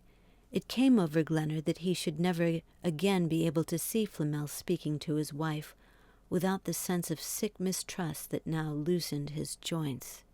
Alexa, the next morning, over their early breakfast, surprised her husband by an unexpected request. "Will you bring me those letters from town?" she asked. "What letters?" he said, putting down his cup. He felt himself as vulnerable as a man who is lunged at in the dark. "Mrs. Aubyn's, the book they were all talking about yesterday." Gleanard, carefully measuring his second cup of tea, said with deliberation, "I didn't know you cared about that sort of thing." She was, in fact, not a great reader, and a new book seldom reached her till it was, so to speak, on the home stretch, but she replied with a gentle tenacity, "I think it would interest me because I read her life last year." "Her life? Where did you get that?" "Someone lent it to me when it came out. Mr. Flamel, I think." His first impulse was to exclaim, "Why the devil do you borrow books from Flamel? I can buy you all you want." But he felt himself irresistibly forced into an attitude of smiling compliance. "Flamel always has the newest books going, hasn't he? You must be careful, by the way, about returning what he lends you. He's rather crotchety about his library." "Oh, I'm very careful, always," she said with a touch of confidence that struck him, and she added as he caught up his hat, "Don't forget the letters." Why had she asked for the book? Was her sudden wish to see it the result of some hint of Flamel's? The thought turned Glenard sick, but he preserved sufficient lucidity to tell himself a moment later that his last hope of self-control would be lost if he yielded to the temptation of seeing a hidden purpose in everything she said and did. How much Flamel guessed he had no means of divining, nor could he predicate from what he knew of the man to what use his inferences might be put. The very qualities that had made Flamel a useful adviser made him the most dangerous of accomplices. Glenard felt himself agrope among alien forces that his own act had set in motion. Alexa was a woman of few requirements, but her wishes, even in trifles, had a definiteness that distinguished them from the fluid impulses of her kind. He knew that, having once asked for the book, she would not forget it, and he put aside, as an ineffectual expedient, his momentary idea of applying for it at the circulating library and telling her that all the copies were out. If the book was to be bought, it had better be bought at once. He left his office earlier than usual and turned in at the first bookshop on his way to the train. The show window was stacked with conspicuously lettered volumes. Margaret Aubyn flashed back at him in endless iteration. He plunged into the shop and came on a counter where the name repeated itself on row after row of bindings. It seemed to have driven the rest of literature to the back shelves. He caught up a copy, tossing the money to an astonished clerk, who pursued him to the door with the unheeded offer to wrap up the volumes. In the street he was seized with a sudden apprehension. What if he were to meet Flamel? The thought was intolerable. He called a cab and drove straight to the station, where amid the palm-leaf fans of a perspiring crowd he waited a long half-hour for his train to start. He had thrust a volume in either pocket, and in the train he dared not draw them out, but the detested words leaped at him from the folds of the evening paper. The air seemed full of Margaret Aubyn's name. The motion of the train set it dancing up and down on the page of a magazine that a man in front of him was reading. At the door he was told that Mrs. Glenard was still out, and he went upstairs to his room and dragged the books from his pockets. They lay on the table before him like live things that he feared to touch. At length he opened the first volume. A familiar letter sprang out at him, each word quickened by its glaring garb of type. The little broken phrases fled across the page like wounded animals in the open. It was a horrible sight. A bateau of helpless things driven savagely out of shelter. He had not known it would be like this. He understood now that, at the moment of selling the letters, he'd view the transaction solely as it affected himself, as an unfortunate blemish on an otherwise presentable record. He'd scarcely considered the act in relation to Margaret Aubyn, for death, if it hallows, also makes innocuous. Glenard's God was a God of the living, of the immediate, the actual, the tangible. All his days he had lived in the presence of that God, heedless of the divinities who, below the surface of our deeds and passions, silently forge the fatal weapons of the dead. Chapter 7. A knock roused him, and looking up he saw his wife. He met her glance in silence, and she faltered out, "Are you ill?" The words restored his self-possession. "Ill? Of course not. They told me you were out, and I came upstairs." The books lay between them on the table. He wondered when she would see them. She lingered tentatively on the threshold with the air of leaving his explanation on his hands. She was not the kind of woman who could be counted on to fortify an excuse by appearing to dispute it. "Where have you been?" Glennard asked, moving forward so that he obstructed her vision of the books.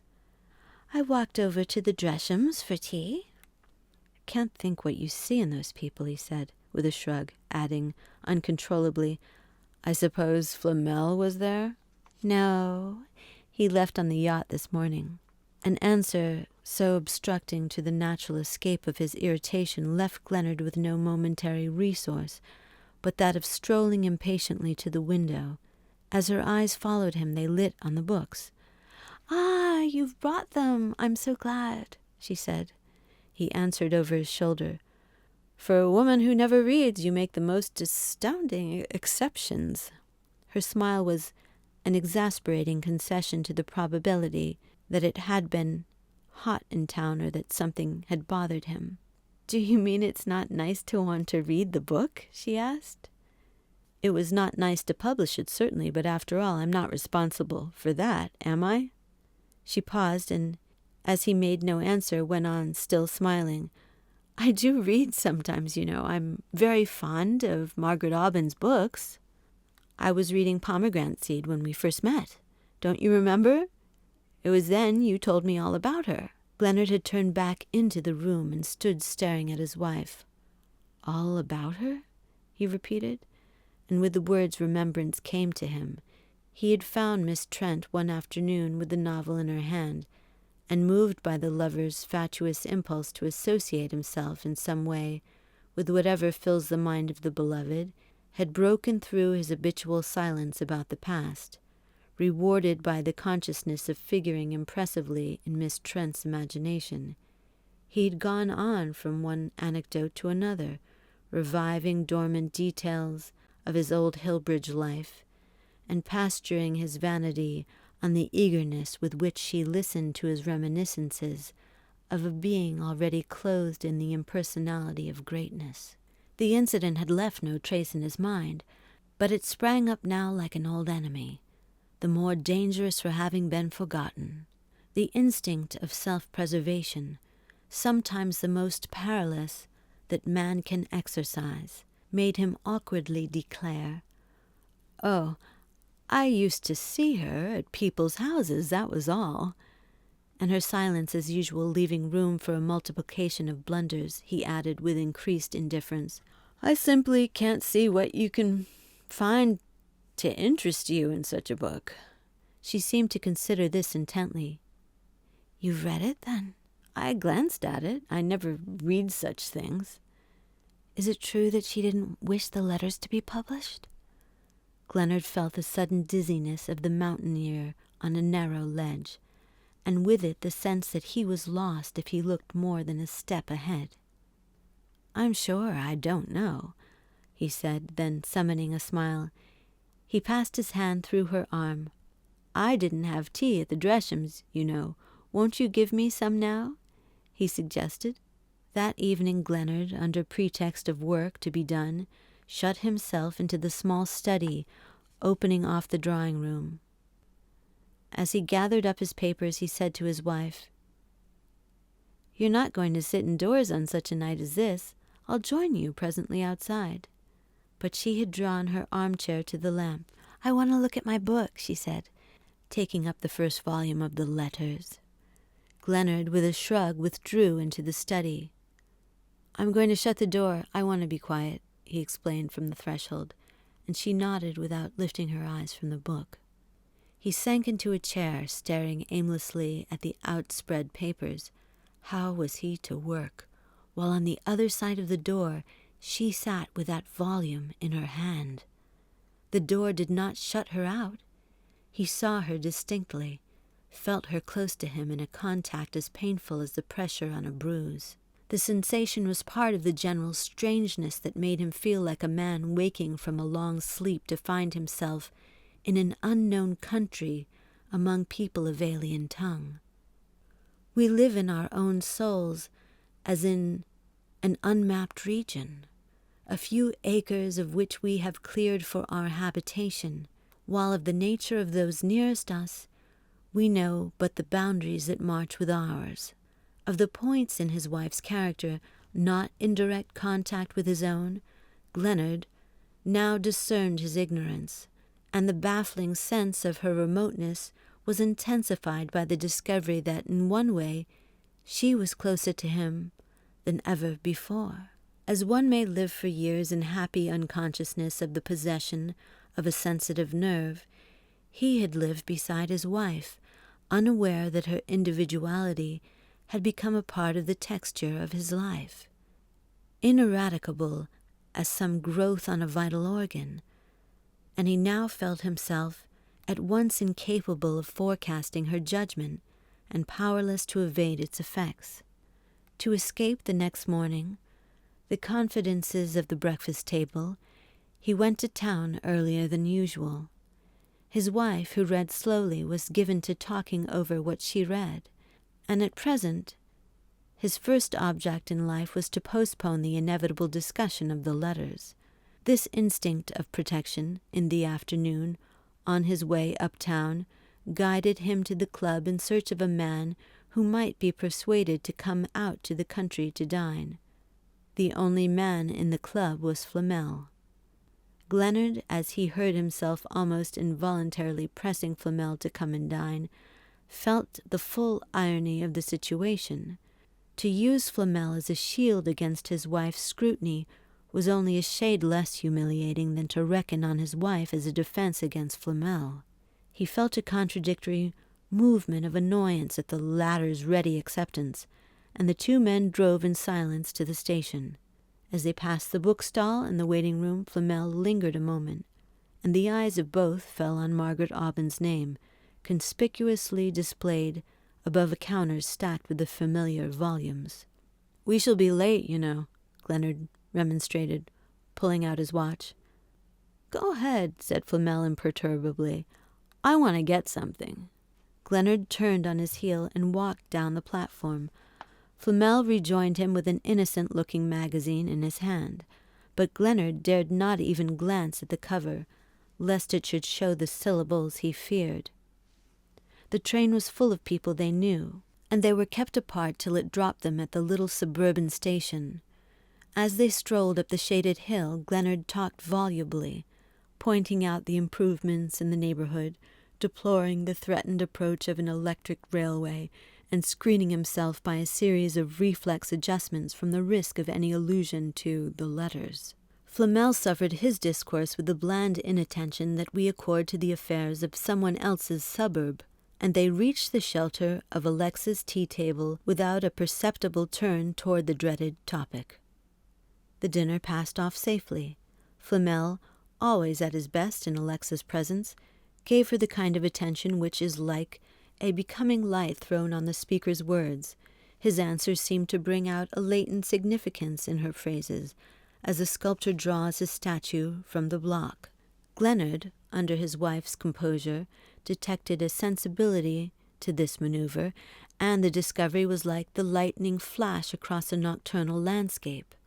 Thus far, these momentary illuminations had served only to reveal the strangeness of the intervening country.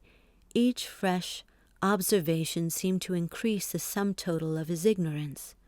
Her simplicity of outline was more puzzling than a complex surface. One may conceivably work one's way through a labyrinth, but Alexa's candor was like a snow-covered plain. Where the road once lost, there are no landmarks to travel by. Dinner over, they returned to the veranda, where a moon, rising behind the old elm, was combining with that complacent tree a romantic enlargement of their borders. Gleanard had forgotten the cigars. He went to his study to fetch them, and in passing through the drawing-room he saw the second volume of The Letters lying open on his wife's table. He picked up the book and looked at the date of the letter she had been reading. It was one of the last. He knew the few lines by heart. He dropped the book and leaned against the wall. Why had he included that one among the others? Or was it possible that now they would all seem like that? Alexa's voice came suddenly out of the dusk. May Touchette was right. It is like listening at a keyhole. I wish I hadn't read it. Flamel returned in the leisurely tone of the man whose phrases are punctuated by a cigarette. It seems so to us, perhaps, but to another generation, the books will be a classic. Then it ought not to have been published till it had time to become a classic. It's horrible. It's degrading, almost, to read the secrets of a woman one might have known. She added in a lower tone, Stephen did know her. Did he? Came from Flamel. He knew her very well at Hillbridge years ago. The book has made him feel dreadfully... He wouldn't read it. He didn't want me to read it. I didn't understand at first, but now I can see how horribly disloyal it must seem to him. It's so much worse to surprise a friend's secrets than a stranger's. Oh, Glenard is such a sensitive chap, Flamel said easily, and Alexa almost rebukingly rejoined, If you'd known her, I'm sure you'd feel as he does. Glenard stood motionless, overcome by the singular infelicity with which he had contrived to put Flamel in possession of the 2 points most damaging to his case, the fact that he had been a friend of Margaret Aubyn's, and that he had concealed from Alexa his share in the publication of the letters. To a man of less than Flamel's astuteness, it must now be clear to whom the letters were addressed, and the possibility once suggested, nothing could be easier than to confirm it by discreet research. An impulse of self-accusal drove Glenard to the window. Why not anticipate betrayal by telling his wife the truth in Flamel's presence? If the man had a drop of decent feeling in him, such a course would be the surest means of securing his silence, and above all, it would rid Glenard of the necessity of defending himself against the perpetual criticism of his wife's belief in him. The impulse was strong enough to carry him to the window, but there a reaction of defiance set in. What had he done, after all, to need defense and explanation? Both Dresham and Flamel had, in his hearing, declared the publication of the letters to be not only justifiable, but obligatory. And if the disinterestedness of Flamel's verdict might be questioned, Dresham's at least represented the impartial view of the man of letters.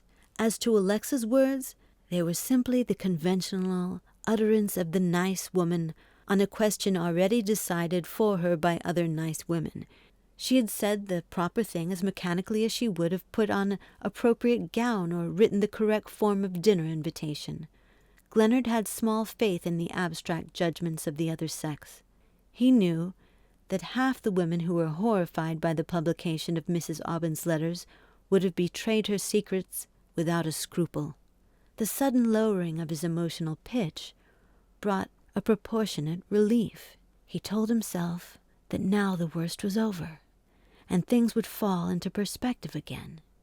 His wife and Flamel had turned to other topics, and coming out on the veranda, he handed the cigars to Flamel, saying cheerfully, and yet he could have sworn they were the last words he meant to utter, "Look here, old man, before you go down to Newport, you must come out and spend a few days with us. Mustn't he, Alexa?" Chapter 8. Glenard, perhaps unconsciously, had counted on the continuance of this easier mood. He'd always taken pride in a certain robustness of fiber that enabled him to harden himself against the inevitable, to convert his failures into the building materials of success, though it did not even now occur to him that what he called the inevitable had hitherto been the alternative he happened to prefer. He was yet obscurely aware that his present difficulty was one not to be conjured by any affectation of indifference. Some griefs build the soul a spacious house, but in this misery of Glenard's he could not stand upright. It pressed against him at every turn. He told himself that this was because there was no escape from the visible evidences of his act. The letters confronted him everywhere. People who had never opened a book discussed them with critical reservations, To have read them had become a social obligation in circles to which literature never penetrates except in a personal guise. Gleanard did himself injustice. It was from the unexpected discovery of his own pettiness that he chiefly suffered. Our self-esteem is apt to be based on the hypothetical great act we have never had occasion to perform, and even the most self-scrutinizing modesty credits itself negatively with a high standard of conduct. Gleanard had never thought himself a hero, but he had been certain that he was incapable of baseness. We all like our wrongdoings to have a becoming cut, to be made to order, as it were, and Gleanard found himself suddenly thrust into a garb of dishonor surely meant for a meaner figure. The immediate result of his first weeks of wretchedness was to resolve to go to town for the winter. He knew that such a course was just beyond the limit of prudence, but it was easy to allay the fears of Alexa, who, scrupulously vigilant in the management of the household, preserved the American wife's usual aloofness from her husband's business cares. Gleanard felt that he could not trust himself to a winter's solitude with her. He had an unspeakable dread of her learning the truth about the letters, yet could not be sure of steeling himself against the suicidal impulse of avowal. His very soul was parched for sympathy. He thirsted for a voice of pity and comprehension. But would his wife pity? Would she understand? Again he found himself brought up abruptly against his incredible ignorance of her nature. The fact that he knew well enough how she would behave in the ordinary emergencies of life, that he could count in such contingencies on the kind of high courage and directness he had always divined in her, made him the more hopeless of her entering into the tortuous psychology of an act that he himself could no longer explain or understand.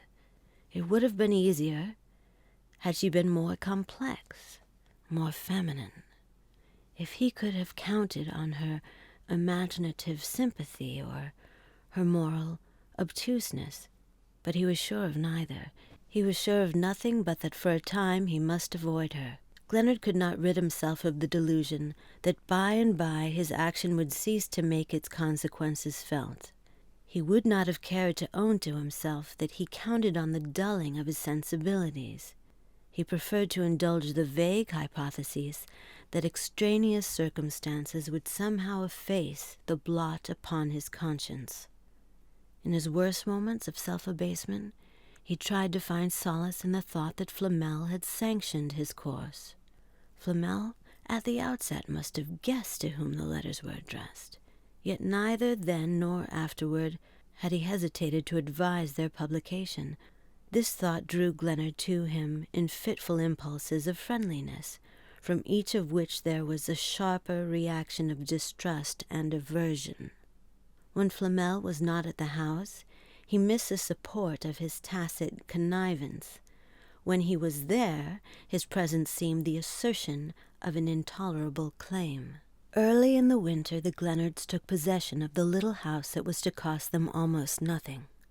The change brought Gleanard the relief of seeing less of his wife, and of being protected in her presence by the multiplied preoccupations of town life.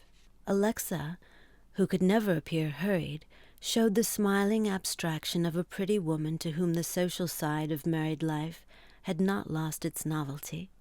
Gleanard, with the recklessness of a man fresh from his first financial imprudence, encouraged her in such little extravagances as her good sense at first resisted. Since they had come to town, he argued they might as well enjoy themselves. He took a sympathetic view of the necessity of new gowns.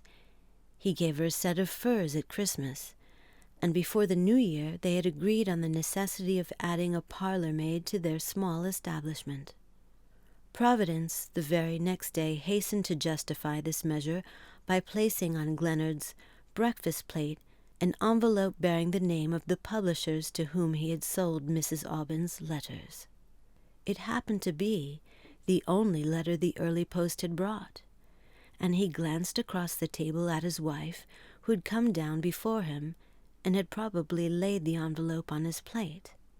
She was not the woman to ask awkward questions, but he felt the conjecture of her glance, and he was debating whether to affect surprise at the receipt of the letter or to pass it off as a business communication that had strayed to his house, when a check fell from the envelope.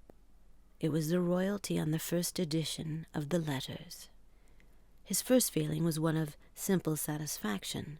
The money had come with such infernal opportuneness that he could not help welcoming it.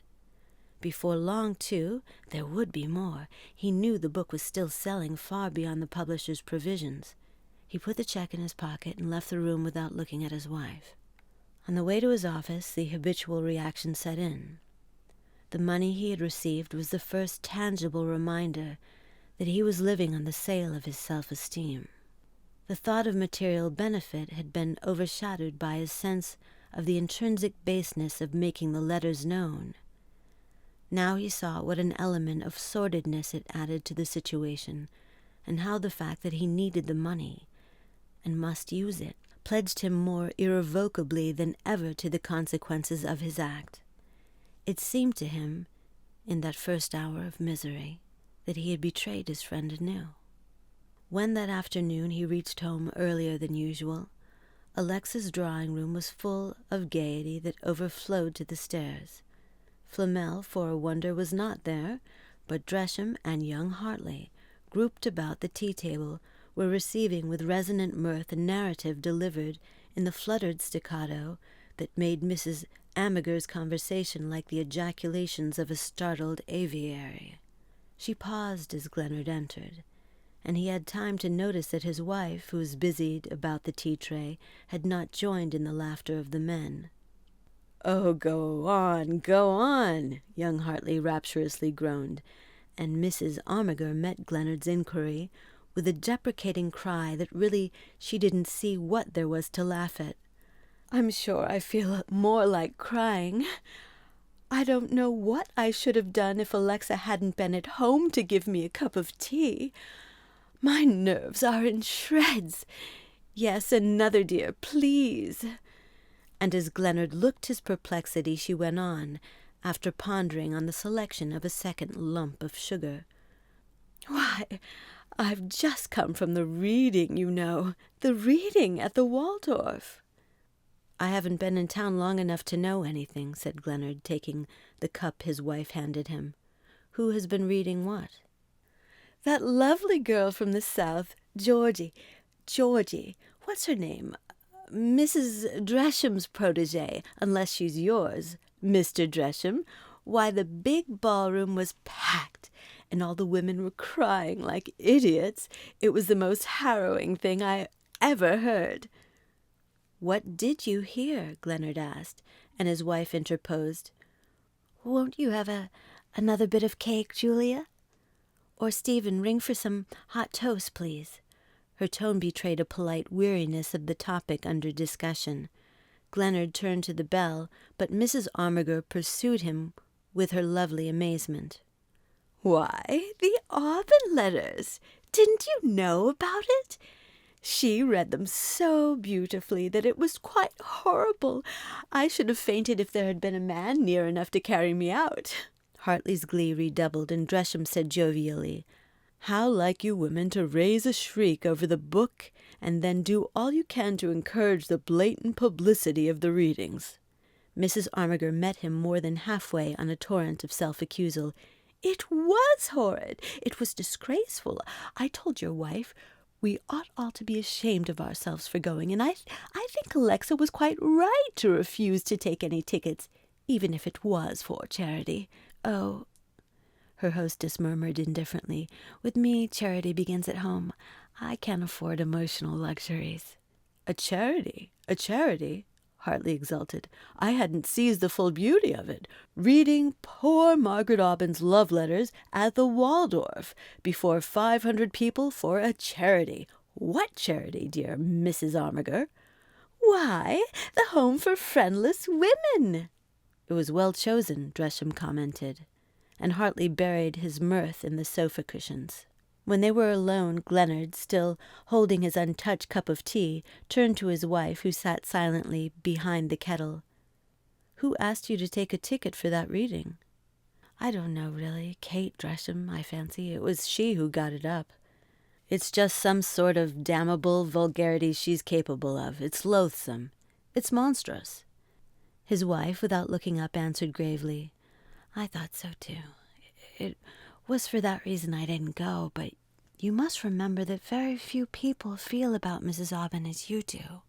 Gleanard managed to set down his cup with a steady hand, but the room swung round with him, and he dropped into the nearest chair. "As I do?" he repeated. "I mean that very few people knew her when she lived in New York.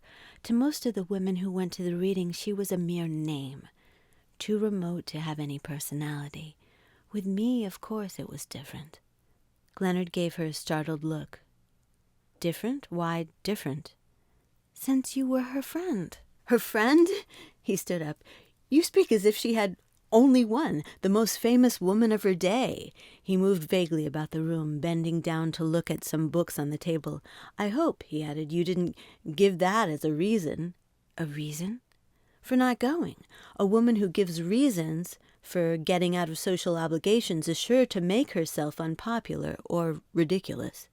The words were uncalculated, but in an instant he saw that they had strangely bridged the distance between his wife and himself. He felt her close on him, like a panting foe, and her answer was a flash that showed the hand on the trigger. "I seem," she said from the threshold, "to have done both in giving my reason to you."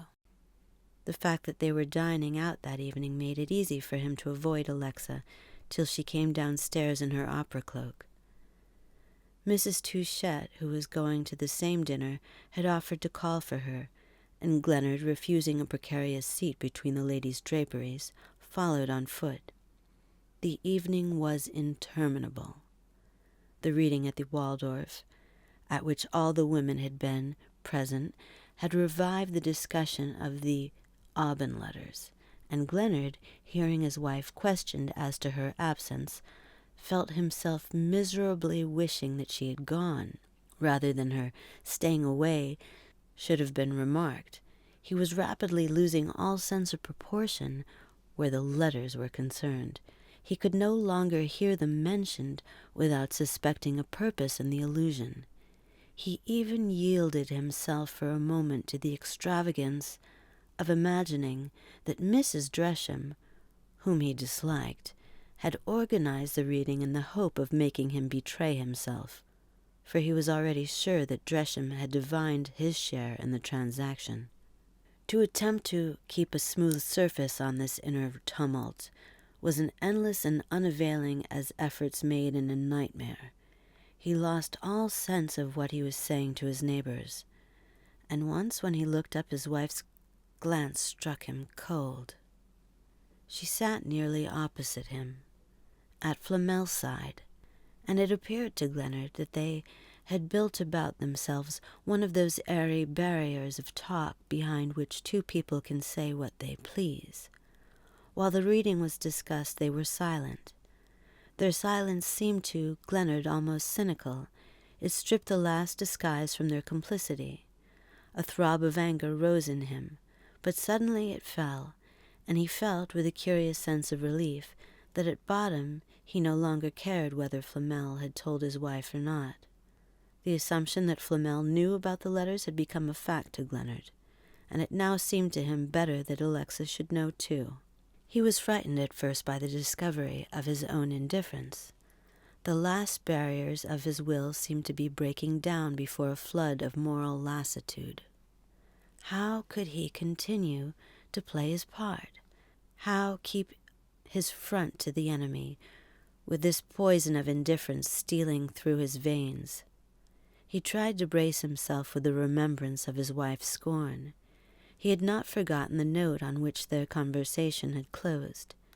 If he had ever wondered how she would receive the truth, he wondered no longer. She would despise him. But this lent a new insidiousness to his temptation, since her contempt would be a refuge from his own. He said to himself that, since he no longer cared for the consequences, he could at least acquit himself of speaking in self-defense. What he wanted now was not immunity but castigation. His wife's indignation might still reconcile him to himself. Therein lay his one hope of regeneration.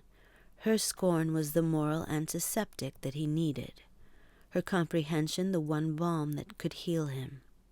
When they left the dinner, he was so afraid of speaking that he let her drive home alone and went to the club with Flamel. Chapter 9.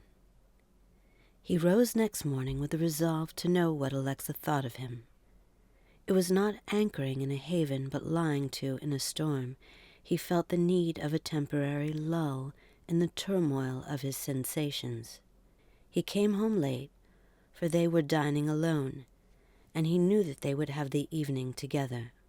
When he followed her to the drawing-room after dinner, he thought himself on the point of speaking, but as she handed him his coffee, he said involuntarily, "I shall have to carry this off to the study. I've got a lot of work tonight." Alone in the study, he cursed his cowardice. What was it that had withheld him? A certain bright unapproachableness seemed to keep him at arm's length. She was not the kind of woman whose compassion could be circumvented. There was no chance of slipping past the outposts. He would never take her by surprise. Well, why not face her? Why not face her then? What he shrank from could be no worse than what he was enduring. He'd pushed back his chair and turned to go upstairs when a new expedient presented itself. What if, instead of telling her, he were to let her find out for herself and watch the effect of the discovery before speaking? In this way he made over to chance the burden of the revelation. The idea had been suggested by the sight of the formula enclosing the publisher's check. He had deposited the money, but the notice accompanying it dropped from his note-case as he cleared his table for work. It was the formula usual in such cases, and revealed clearly enough that he was the recipient of a royalty on Margaret Aubyn's letters. It would be impossible for Alexa to read it without understanding at once that the letters had been written to him and that he had sold them. He sat downstairs till he heard her ring for the parlour-maid to put out the lights. Then he went to the drawing-room with a bundle of papers in his hand. Alexa was just rising from her seat, and the lamplight fell on the deep roll of hair that overhung her brow like the eaves of a temple. Her face had often the high, secluded look of a shrine, and it was this touch of awe in her beauty that now made him feel himself on the brink of sacrilege. It would be impossible for Alexa to read it without understanding at once that the letters had been written to him and that he had sold them. He sat downstairs till he heard her ring for the parlour-maid to put out the lights. Then he went up to the drawing-room with a bundle of papers in his hand. Alexa was just rising from her seat, and the lamplight fell on the deep roll of hair that overhung her brow, like the eaves of a temple. Her face had often the high, secluded look of a shrine, and it was this touch of awe in her beauty that now made him feel himself on the brink of sacrilege. Lest the feeling should control him, he spoke at once. "I've brought you a piece of work, a lot of old bills and things that I want you to sort for me. Some are not worth keeping, but you'll be able to judge that. There may be a letter or two among them, nothing of much account, but I don't like to throw away the whole lot without having them looked over, and I haven't time to do it myself." He held out the papers, and she took them with a smile that seemed to recognize in the service he asked the tacit intention of making amends for the incident of the previous day.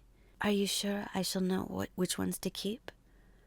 "Oh, quite sure," he answered easily, "and besides, none are of much importance." The next morning he invented an excuse for leaving the house without seeing her, and when he returned just before dinner, he found a visitor's hat and stick in the hall. The visitor was Flamel, who was just taking leave. He had risen, but Alexa remained seated, and their attitude gave the impression of a colloquy that had prolonged itself beyond the limits of speech. Both turned a surprised eye on Glennard, and he had the sense of walking into a room grown suddenly empty, as though their thoughts were conspirators dispersed by his approach. He felt the clutch of his old fear. What if his wife had already sorted the papers and had told Flamel of her discovery? Well, it was no news to Flamel that Glennard was in receipt of a royalty on the Aubin letters. A sudden resolve to know the worst made him lift his eyes to his wife as the door closed on Flamel. But Alexa had risen also, and bending over her writing table with her back to Glennard, was beginning to speak precipitately. "I'm dining out tonight. You don't mind my deserting you? Julia Armiger sent me word just now that she had an extra ticket for the last Ambrose concert. She told me to say how sorry she was. She hadn't too, but I knew you wouldn't be sorry." She ended with a laugh that had the effect of being a strayed echo of Mrs. Armiger's, and before Glennard could speak she had added, with her hand on the door, "Mr. Flamel stayed so late that I've hardly time to dress. The concert begins ridiculously early, and Julia dines at 7:30. Glennard stood alone in the empty room that seemed somehow full of an ironical consciousness of what was happening. "She hates me," he murmured. "She hates me." The next day was Sunday, and Glennard purposely lingered late in his room. When he came downstairs, his wife was already seated at the breakfast table. She lifted her usual smile to his entrance, and they took shelter in the nearest topic, like wayfarers overtaken by a storm. While he listened to her account of the concert, he began to think that, after all, she had not yet sorted the papers, and that her agitation of the previous day must be ascribed to another cause, in which perhaps he had but an indirect concern. He wondered it had never been occurred to him that Flamel was the kind of man who might very well please a woman at his own expense, without need of fortuitous assistance. If this possibility cleared the outlook, it did not brighten it. Glennard merely felt himself left alone with his baseness. Alexa left the breakfast table before him, and when he went up to the drawing-room he found her dressed to go out. "Aren't you a little early for church?" he asked. She replied that on the way there she meant to stop a moment at her mother's, and while she drew on her gloves he fumbled among the knickknacks on the mantelpiece for a match to light a cigarette. "Well, goodbye," she said, turning to go, and from the threshold she added, "Those that I thought you would like to keep are on your study table." She went downstairs, and he heard the door close behind her. She had sorted the papers. She knew. Then she must know. And she had made no sign. Glennard, he harshly knew how, found himself once more in the study. On the table lay the packet he had given her. It was much smaller. She had evidently gone over the papers with care, destroying the greater number. He loosened the elastic band and spread the remaining envelopes on his desk. The publisher's notice was among them. Chapter 10. His wife knew, and she made no sign. Glennard found himself in the case of the seafarer, who, closing his eyes at nightfall, on a scene he thinks to put leagues behind him before day, wakes to a porthole framing the same patch of shore. From the kind of exaltation to which his resolve had lifted him, he dropped to an unreasoning apathy. His impulse of confession had acted as a drug to self-reproach. He had tried to shift a portion of his burden to his wife's shoulders, and now that she had tacitly refused to carry it, he felt the load too heavy to be taken up. A fortunate interval of hard work brought respite from this phase of sterile misery. He went west to argue an important case, won it, and came back to fresh preoccupations. His own affairs were thriving enough to engross him in the pauses of his professional work, and for over 2 months he had little time to look himself in the face. Not unnaturally, for he was as yet unskilled in the subtleties of introspection. He mistook his temporary insensibility for a gradual revival of moral health. He told himself that he was recovering his sense of proportion, getting to see things in their true light. And if he now thought of his rash appeal to his wife's sympathy, it was an act of folly from the consequences of which he had been saved by the providence that watches over madmen. He had little leisure to observe Alexa, but he concluded that the common sense momentarily denied him had counseled her silent acceptance of the inevitable. If such a quality was a poor substitute for the passionate justness that had once seemed to distinguish her, he accepted the alternative as a part of that general lowering of the key that seems needful to the maintenance of the matrimonial duet. Never retained her abstract sense of justice where another woman was concerned. Possibly the thought that he had profited by Mrs. Aubyn's tenderness was not wholly disagreeable to his wife. When the pressure of work began to lessen, and he found himself in the lengthening afternoons able to reach home somewhat earlier, he noticed that the little drawing-room was always full, and that he and his wife seldom had an evening alone together. When he was tired, as often happened, she went out alone. The idea of giving up an engagement to remain with him seemed not to occur to her. She had shown as a girl little fondness for society, nor had she seemed to regret it during the year they had spent in the country. He reflected, however, he was sharing the common lot of husbands who proverbially mistake the early ardors of housekeeping for a sign of settled domesticity. Alexa, at any rate, was refuting his theory as inconsiderately as a seedling defeats the gardener's expectations. An indefinable change had come over her. In one sense it was a happy one, since she had grown, if not handsomer, at least more vivid and expressive. Her beauty had become more communicable.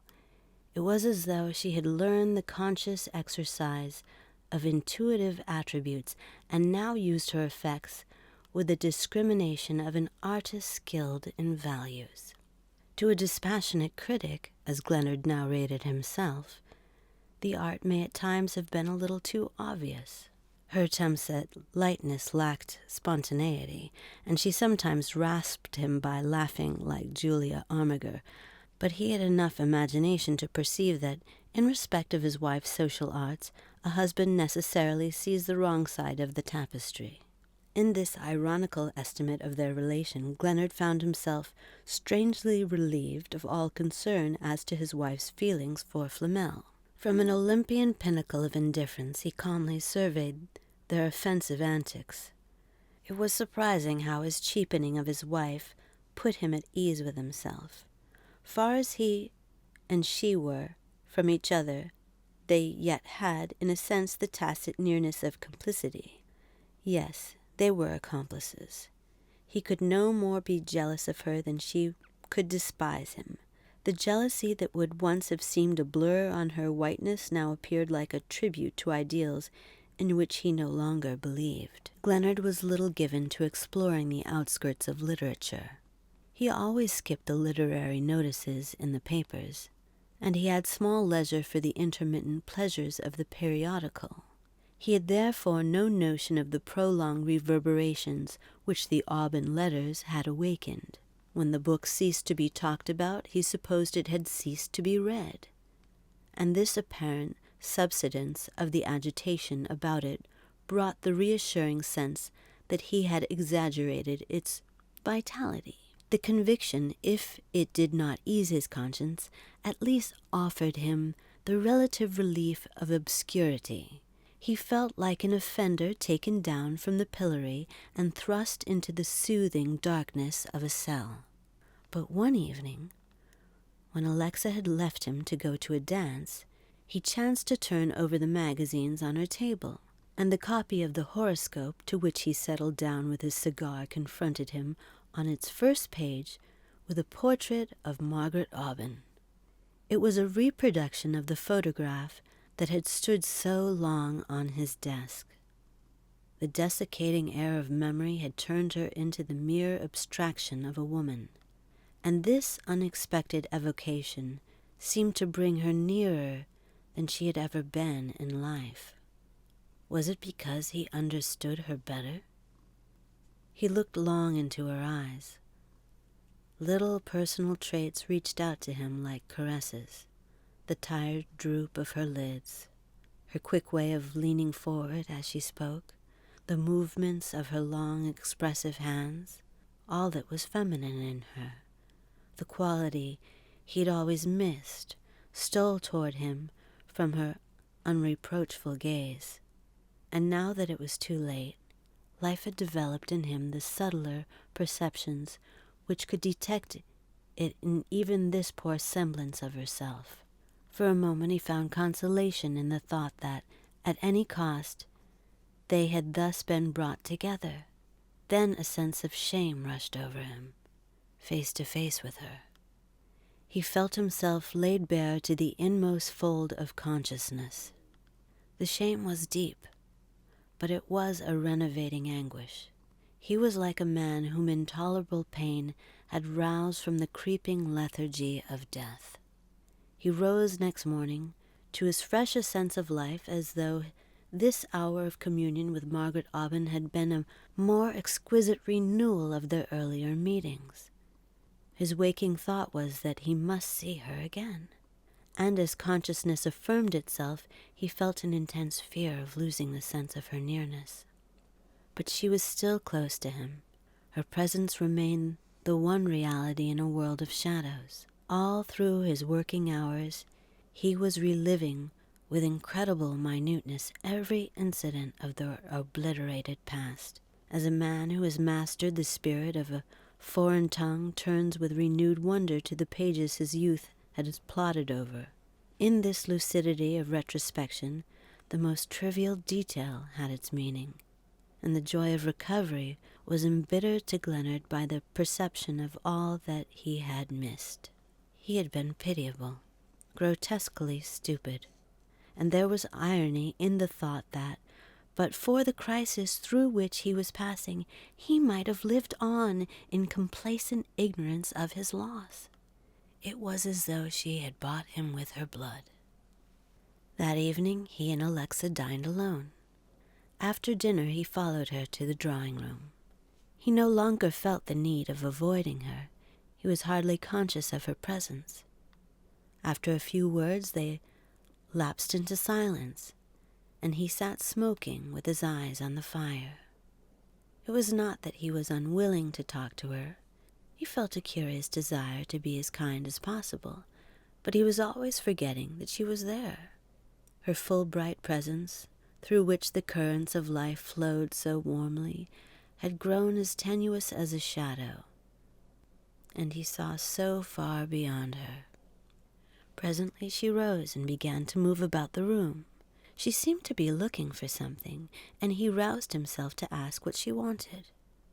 "Only the last number of the horoscope. I thought I'd left it on this table." He said nothing, and she went on, "You haven't seen it?" "No," he returned coldly. The magazine was locked in his desk. His wife had moved to the mantelpiece. She stood facing him, and as he looked up he met her tentative gaze. "I was reading an article in it, a review of Mrs. Aubyn's letters," she added slowly with her deep, deliberate blush. Glehnard stooped to toss his cigar into the fire. He felt a savage wish that she would not speak the other woman's name. Nothing else seemed to matter. "You seem to do a lot of reading," he said. She still confronted him. "I was keeping this for you. I thought it might interest you," she said with an air of gentle insistence. He stood up and turned away. He was sure she knew that he had taken the review, and he felt that he was beginning to hate her again. "I haven't time for such things," he said indifferently.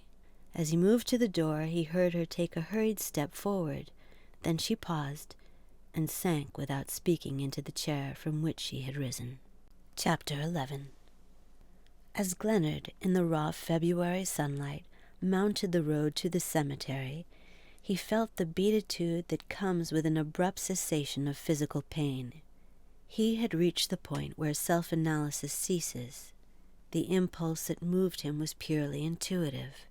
He did not even seek a reason for it, beyond the obvious one that his desire to stand by Margaret Aubyn's grave was prompted by no attempt at a sentimental reparation, but rather by the need to affirm in some way the reality of the tie between them. The ironical promiscuity of death had brought Mrs. Aubyn back to share the hospitality of her husband's last lodging. But though Glennard knew she had been buried near New York, he had never visited her grave. He was oppressed, as he now threaded the long avenues, by a chilling vision of her return. There was no family to follow her hearse. She had died alone, as she had lived, and the distinguished mourners who had formed the escort of the famous writer knew nothing of the woman they were committing to the grave. Glennard could not even remember at what season she had been buried, but his mood indulged the fancy that it must have been on some such day of harsh sunlight, the incisive February brightness that gives perspicuity without warmth. The white avenues stretched before him interminably, lined with stereotyped emblems of affliction, as though all the platitudes ever uttered had been turned to marble and set over the unresisting dead. Here and there, no doubt, a frigid urn or an insipid angel imprisoned some fine-fibred grief, as the most hackneyed words may become the vehicle of rare meanings. But for the most part, the endless alignment of monuments seemed to embody those easy generalizations about death that do not disturb the repose of the living. Glennard's eye, as he followed the way pointed out to him, had instinctively sought some low mound with a quiet headstone. He had forgotten that the dead seldom planned their own houses, and with a pang he discovered the name he sought on the cyclopean base of a shaft rearing its aggressive height at the angle of 2 avenues. "How she would have hated it," he murmured. A bench stood near, and he seated himself. The monument rose before him like some pretentious, uninhabited dwelling. He could not believe that Margaret Aubyn lay there. It was a Sunday morning, and black figures moved among the paths, placing flowers on the frost-bound hillocks. Glennard noticed that the neighboring graves had been thus newly dressed, and he fancied a blind stir of expectancy through the sod, as though the bare mounds spread a parched surface to that commemorative rain. He rose presently and walked back to the entrance of the cemetery. Several greenhouses stood near the gates, and turning in at the first he asked for some flowers. "Anything in the emblematic line?" asked the anemic man behind the dripping counter. Glennard shook his head. "Just cut flowers, then? This way, then." The florist unlocked a glass door and led him down a moist green aisle. The hot air was choked with the scent of white azaleas, white lilies, white lilacs. All the flowers were white. They were like a prolongation, a mystic efflorescence of the long rows of marble tombstones, and their perfume seemed to cover an odor of decay. The rich atmosphere made Glennard dizzy. As he leaned in the doorway, waiting for the flowers, he had a penetrating sense of Margaret Aubyn's nearness. Not the imponderable presence of his inner vision, but a life that beat warm in his arms. The sharp air caught him as he stepped out into it again. He walked back and scattered the flowers over the grave. The edges of the white petals shriveled like burnt paper in the cold, and as he watched them, the illusion of her nearness faded, shrank back, frozen. Chapter 12. The motive of his visit to the cemetery remained undefined save a final effort of escape from his wife's inexpressive acceptance of his shame.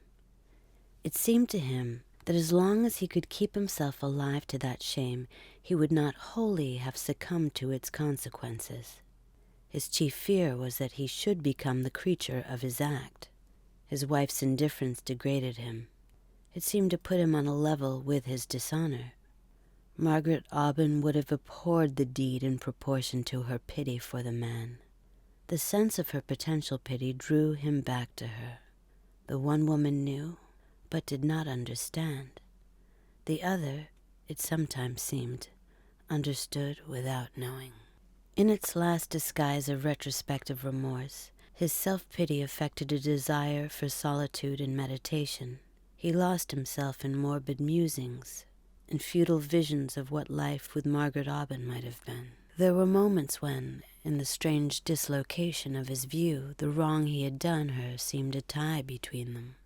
To indulge these emotions, he fell into the habit, on Sunday afternoons, of solitary walks, prolonged till after dusk. The days were lengthening. There was a touch of spring in the air, and his wanderings now usually led him to the park and its outlying regions. One Sunday, tired of aimless locomotion, he took a cab at the park gates and let it carry him out to the Riverside Drive. It was a gray afternoon streaked with east wind.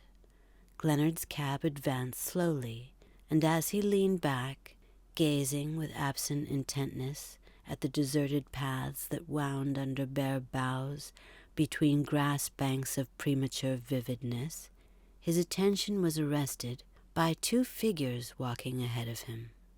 This couple, who had the path to themselves, moved at an uneven pace, as though adapting their gait to a conversation marked by meditative intervals. Now and then they paused, and in one of these pauses the lady, turning toward her companion, showed Glennard the outline of his wife's profile. The man was Flamel. The blood rushed to Glennard's forehead. He sat up with a jerk and pushed back the lid in the roof of the hansom, but when the cabman bent down, he dropped into his seat without speaking. Then, becoming conscious of the prolonged interrogation of the lifted lid, he called out, "Turn, drive back, anywhere, I'm in a hurry." As the cab swung round, he caught a last glimpse of the two figures. They had not moved. Alexa, with bent head, stood listening.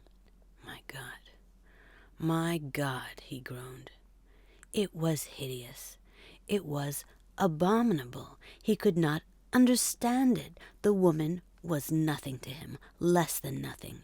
Yet the blood hummed in his ears and hung a cloud before him. He knew it was only the stirring of the primal instinct, that it had no more to do with his reasoning self than any reflex impulse of the body, but that merely lowered anguish to disgust. Yes, it was disgust, he felt, almost a physical nausea. The poisonous fumes of life were in his lungs. He was sick, unutterably sick. He drove home and went to his room. They were giving a little dinner that night, and when he came down, the guests were arriving. He looked at his wife. Her beauty was extraordinary, but it seemed to him the beauty of a smooth sea along an unlit coast. She frightened him. He sat late in his study. He heard the parlor maid lock the front door. Then his wife went upstairs and the lights were put out. His brain was like some great empty hall with an echo in it. At length he drew his chair to the table and began to write. One thought reverberated endlessly. He addressed an envelope and then slowly reread what he had written. My dear Flamel, many apologies for not sending you sooner the enclosed check, which represents the customary percentage of the sale of the letters. Trusting you will excuse the oversight. Yours truly, Stephen Glennard. He had let himself out of the darkened house and dropped the letter in the post-box at the corner.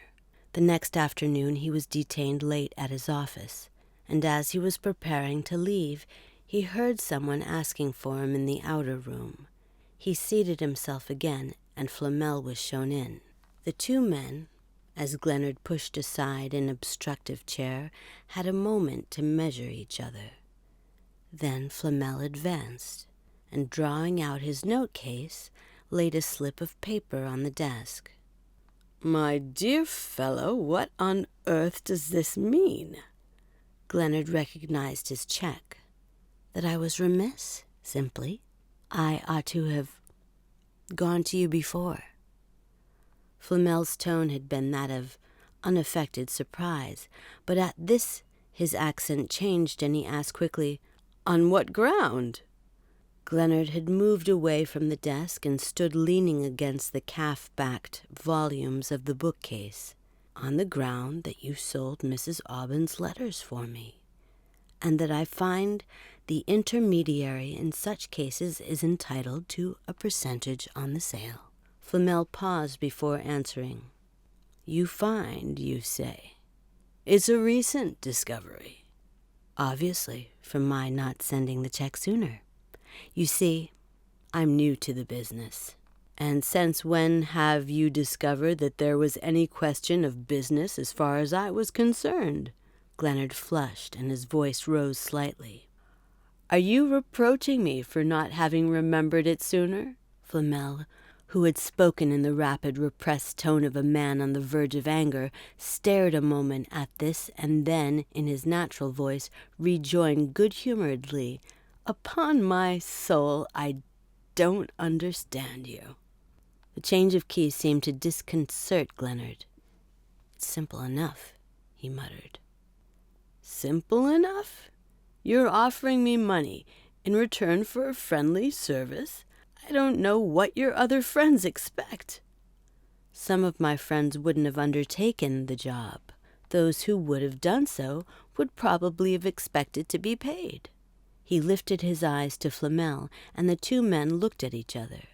Flamel had turned white, and his lips stirred, but he held his temperate note. "If you mean to imply that the job was not a nice one, you lay yourself open to the retort that you proposed it. But for my part, I've never seen, I never shall see, any reason for not publishing the letters." "That's just it." "What?" "The certainty of your not seeing was what made me go to you. When a man's got stolen goods to pawn, he doesn't take them to the police station." "Stolen?" Flamel echoed. "The letters were stolen?" Glennard burst into a laugh. "How much longer do you expect me to keep up that pretense about the letters? You know well enough that they were written to me." Flamel looked at him in silence. "Were they?" he said at length. "I didn't know it." "And didn't suspect it, I suppose," Glennard sneered.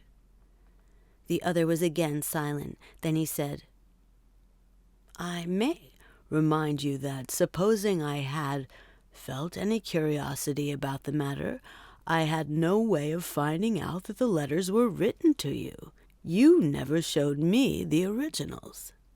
"What does that prove?" "There were 50 ways of finding out. It's the kind of thing one can easily do." Flamel glanced at him with contempt. "Our ideas probably differ as to what a man can easily do. It would not have been easy for me." Glennard's anger vented itself in the words upmost in his thought. "It may, then, interest you to hear that my wife does know about the letters, has known for some months." "Ah," said the other slowly. Glennard saw that, in his blind clutch at a weapon, he had seized the one most apt to wound. Flamel's muscles were under control, but his face showed the undefinable change produced by the slow infiltration of poison. Every implication that the words contained had reached its mark. But Glennard felt that their obvious intent was lost in the anguish of what they suggested. He was sure now that Flamel would never have betrayed him. but the inference only made a wider outlet for his anger. He paused breathlessly for Flamel to speak. "If she knows, it's not through me."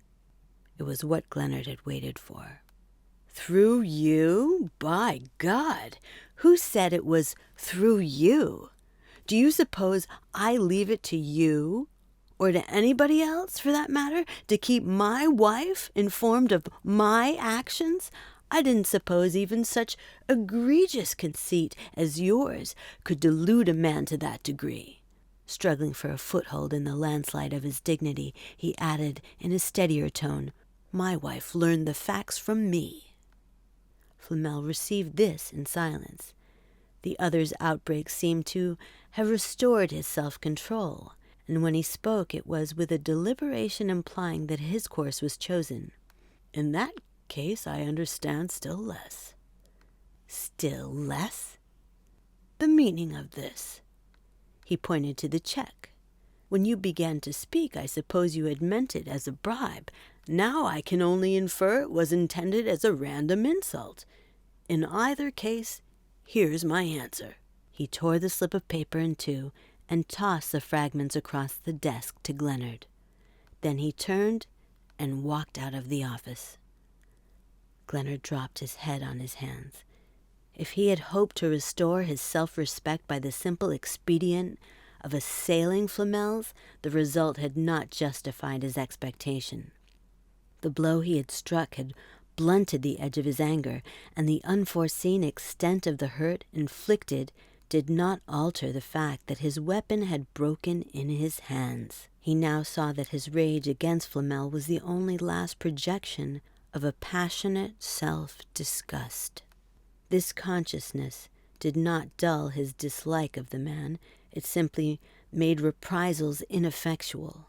Flamel's unwillingness to quarrel with him was the last stage of his abasement. In the light of this final humiliation, his assumption of his wife's indifference struck him as hardly so fatuous as the sentimental resuscitation of his past.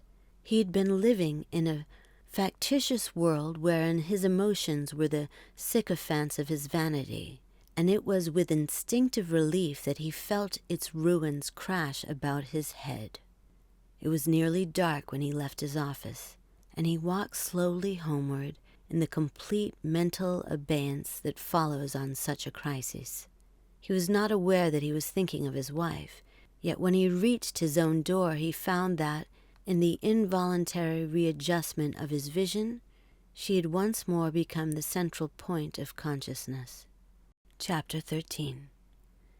It had never before occurred to him that she might, after all, have missed the purport of the document he had put in her way. What if, in her hurried inspection of the papers, she had passed it over as related to the private business of some client? What, for instance, was to prevent her concluding that Glennard was the counsel of the unknown person who had sold the Aubin letters? The subject was one not likely to fix her attention. She was not a curious woman. Glennard at this point laid down his fork and glanced at her between the candle shades. The alternative explanation of her indifference was not slow in presenting itself. Her head had the same listening droop as when he had caught sight of her the day before in Flamel's company. The attitude revived the vividness of his impression. It was simple enough, after all.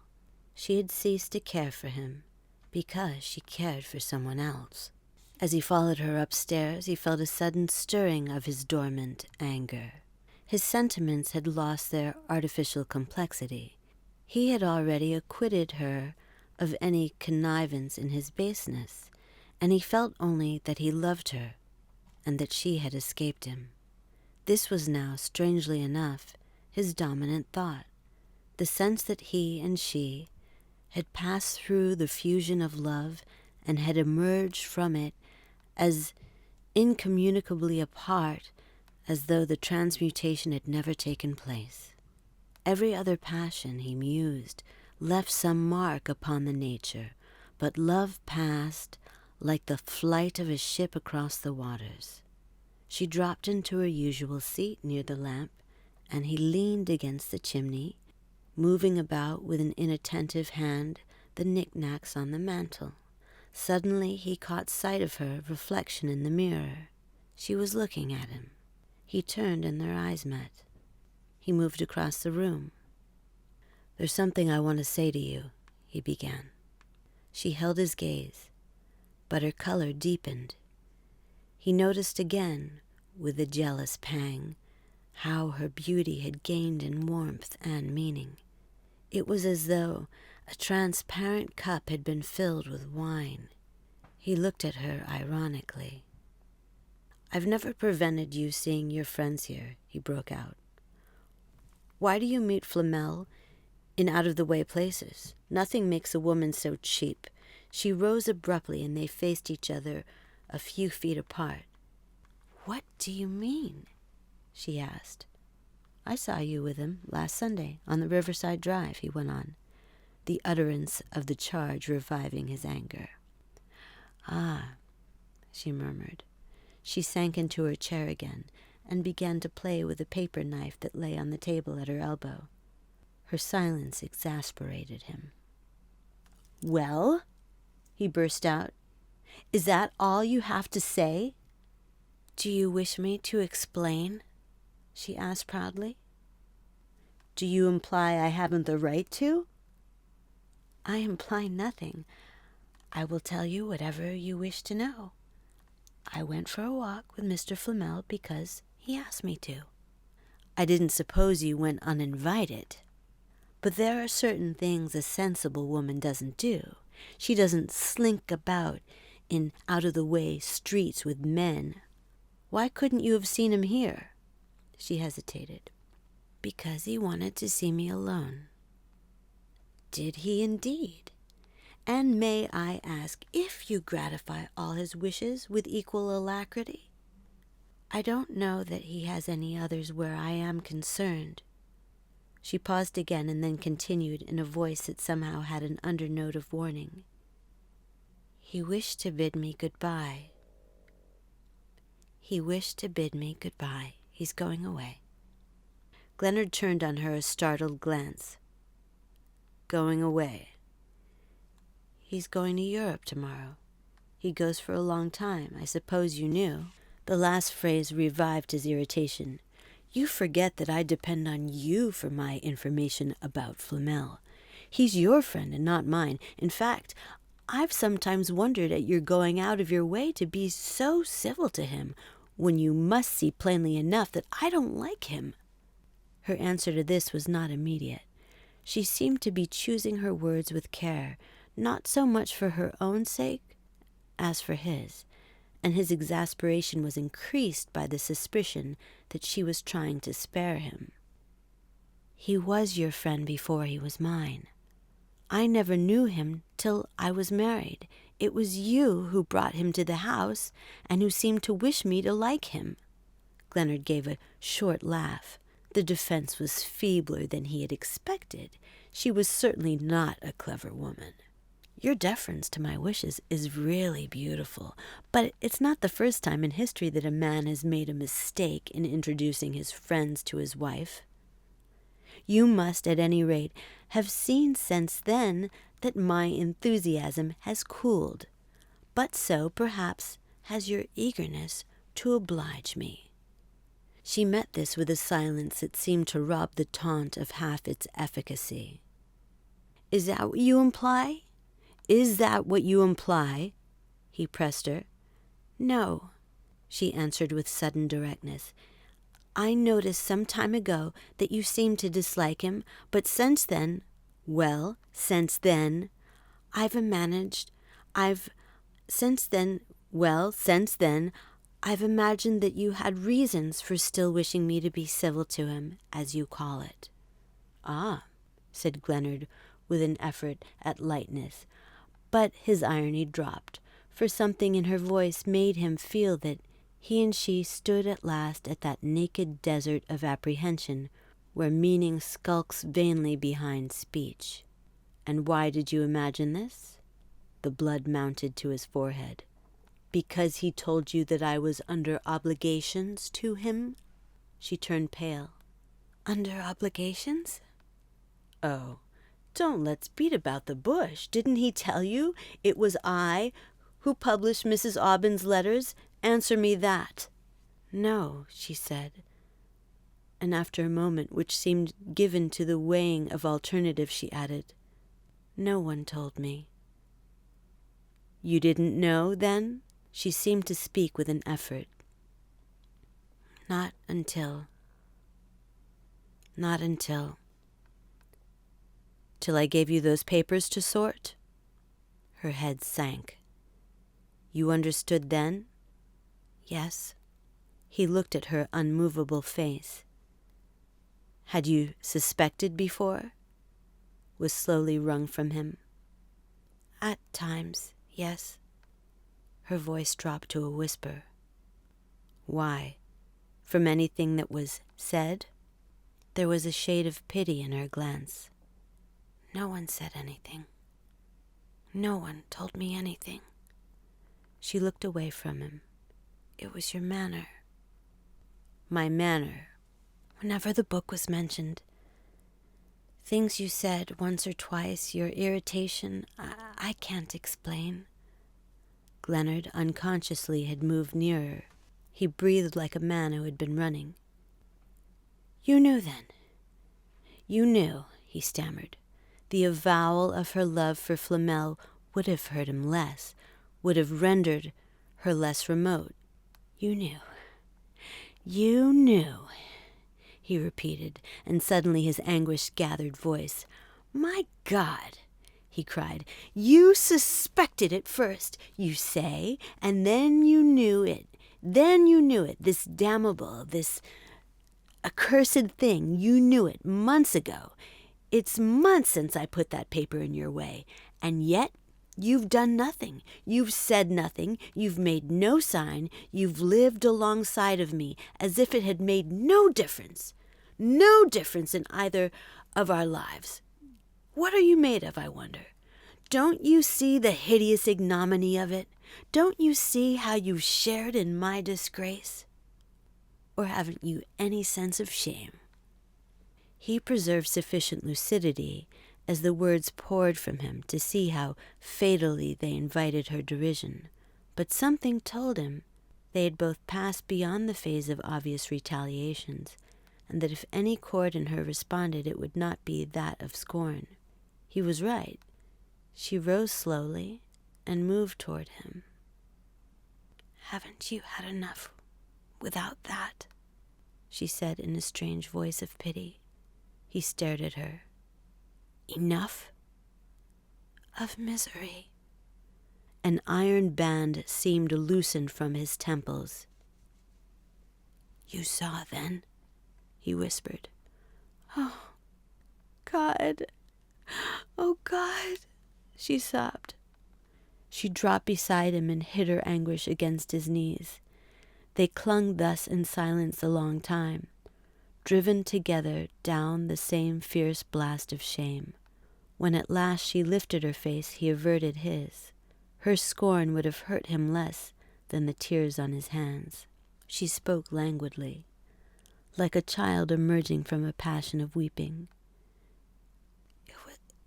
It was for the money." His lips shaped in assent. "That was the inheritance that we married on?" "Yes." She drew back and rose to her feet. He sat watching her as she wandered away from him. "You hate me," broke from him. She made no answer. "Say you hate me," he persisted. "That would have been so simple," she answered with a strange smile. She dropped into a chair near the writing table and rested a bowed forehead on her hand. "Was it much?" she began at length. "Much?" he returned vaguely. "The money." The money. That part of it seemed to count so little that for a moment he did not follow her thought. "It must be paid back," she insisted. "Can you do it?" "Oh, yes," he returned listlessly. "I can do it." "I would make any sacrifice for that," she urged. He nodded. Of course. He sat staring at her dry-eyed self-contempt. Do you count on its making much difference? Much difference? In the way I feel, or you feel about me. She shook her head. It's the least part of it, he groaned. It's the only part we can repair. Good heavens! If there were any reparation, he rose quickly and crossed the space that divided them. Why did you never speak? Haven't you answered that yourself? Answered it? Just now, when you told me you did it for me. She paused a moment, and then went on with a deepening note. I would have spoken if I could have helped you. But you must have despised me. I've told you that would have been simpler. But how could you go on like this, hating the money? I knew you'd speak in time. I wanted you first to hate it as I did. He gazed at her with a kind of awe. You're wonderful, he murmured. But you don't know yet the depths I've reached. She raised an entreating hand. I don't want to. You're afraid, then, that you'll hate me? No, but that you'll hate me. Let me understand without your telling me. You can't. It's too base. I thought you didn't care because you love Flamel. She blushed deeply. Don't, she warned him. I haven't the right to, you mean? I mean that you'll be sorry. He stood imploringly before her. I want to say something worse, something more outrageous. If you don't understand this, you'll be perfectly justified in ordering me out of the house. She answered him with a glance of divination. I shall understand, but you'll be sorry. I must take my chances of that. He moved away and tossed the books about the table. Then he swung round and faced her. Does Flamel care for you? He asked. Her flush deepened, but she still looked at him without anger. What would be the use? She said with a note of sadness. Ah, I didn't ask that, he penitently murmured. Well, then. To this adjuration he made no response beyond that of gazing at her with an eye which seemed now to view her as a mere factor in an immense redistribution of meanings. I insulted Flamel today. I let him see that I suspected him of having told you. I hated him because he knew about the letters. He caught the spreading horror of her eyes. And for an instant, he had to grapple with the new temptation they lit up. Then he said with an effort, Don't blame him. He's impeccable. He helped me to get them published. But I lied to him, too. I pretended they were written to another man, a man who was dead. She raised her arms in a gesture that seemed to ward off his blows. You do despise me, he insisted. Ah, that poor woman, he heard her murmur. I spare no one, you see, he triumphed over her. She kept her face hidden. You do hate me, you do despise me, he strangely exulted. Be silent, she commanded him, but he seemed no longer conscious of any check on his gathering purpose. He cared for you, he repeated, and he never told you of the letters. She sprang to her feet. How can you? She flamed. How dare you? That! Glenard was ashy pale. It's a weapon, like another. A scoundrel's. He smiled wretchedly. I should have used it in his place. Stephen! She cried, as though to drown the blasphemy on his lips. She swept to him with a rescuing gesture. Don't say such things. I forbid you. It degrades us both. He put her back with trembling hands. Nothing that I say of myself can degrade you. We're on different levels. I'm on yours, whatever it is. He lifted his head, and their gaze flowed together. Chapter 14. The great renewals take effect as imperceptibly as the first workings of spring. Glennard, though he felt himself brought nearer to his wife, was still, as it were, hardly within speaking distance. He was but laboriously acquiring the rudiments of a new language. He had to grope for her through the dense fog of his humiliation, the distorting vapor against which his personality loomed grotesque and mean. Only the fact that we are unaware how well our nearest know us enables us to live with them. Love is the most impregnable refuge of self-esteem, and we hate the eye that reaches to our nakedness. If Glennard did not hate his wife, it was slowly, sufferingly, that there was born in him that profounder passion which made his earlier feeling seem a mere commotion of the blood. He was like a child coming back to the sense of an enveloping presence. Her nearness was a breast on which he leaned.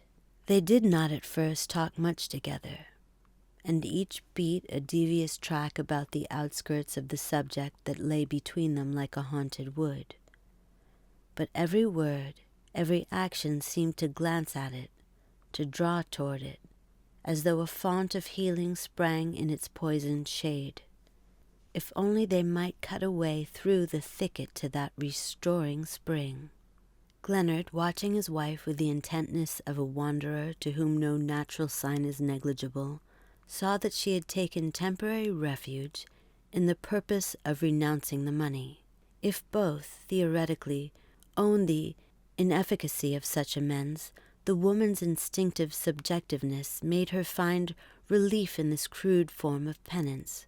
Glennard saw that she meant to live as frugally as possible till what she deemed their debt was discharged, and he prayed she might not discover how far-reaching, in its merely material sense, was the obligation she thus hoped to acquit.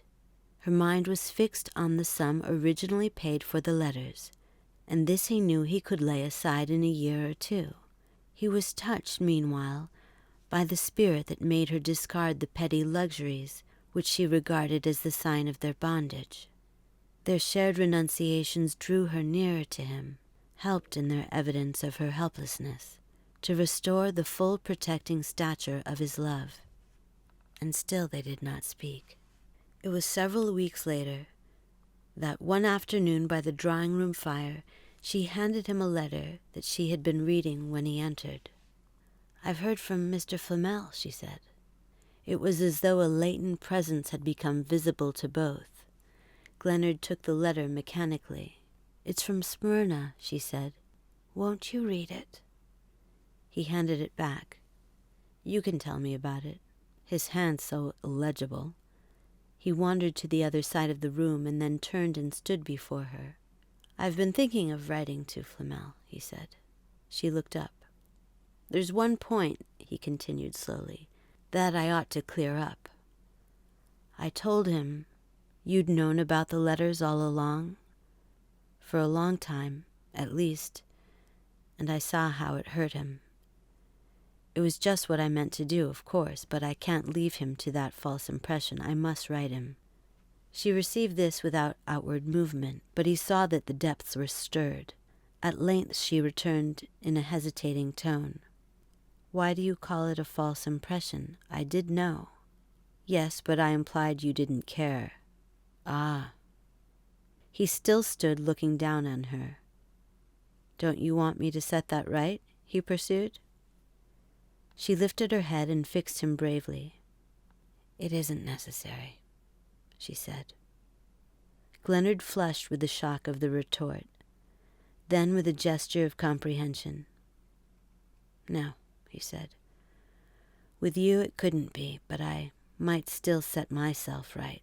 She looked at him gently. "Don't I," she murmured, "do that? In being yourself merely? Alas, the rehabilitation's too complete. You make me seem to myself even what I'm not, what I can never be. I can't, at times, defend myself from the delusion, but I can at least enlighten others." The flood was loosened, and kneeling by her, he caught her hands. "Don't you see that it's become an obsession with me? That if I could strip myself down to the last lie, only there'd always be another one left under it, and do penance naked in the marketplace, I should at least have the relief of easing one anguish by another.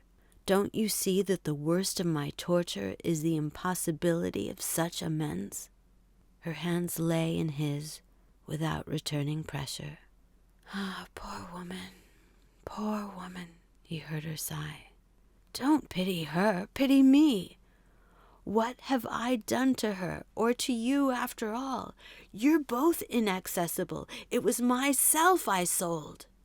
He took an abrupt turn away from her, then halted before her again. "How much longer," he burst out, "do you suppose you can stand it? You've been magnificent, you've been inspired, but what's the use? You can't wipe out the ignominy of it. It's miserable for you, and it does her no good." She lifted a vivid face. "That's the thought I can't bear," she cried. "What thought?" "That it does her no good. All your feeling, all your suffering. Can it be that it makes no difference?" He avoided her challenging glance. "What's done is done," he muttered. "Is it ever quite, I wonder?" she mused. He made no answer, and they lapsed into one of the pauses that are a subterranean channel of communication. It was she who, after a while, began to speak, with a new suffusing diffidence that made him turn a roused eye on her. "Don't they say," she asked, feeling her way, as in a kind of tender apprehensiveness, "that the early Christians, instead of pulling down the heathen temples, the temples of the unclean gods, purified them by turning them to their own uses? I've always thought one might do that with one's actions, the actions one loathes but can't undo. One can make, I mean, a wrong the door to other wrongs, or an impassable wall against them." Her voice wavered on the word.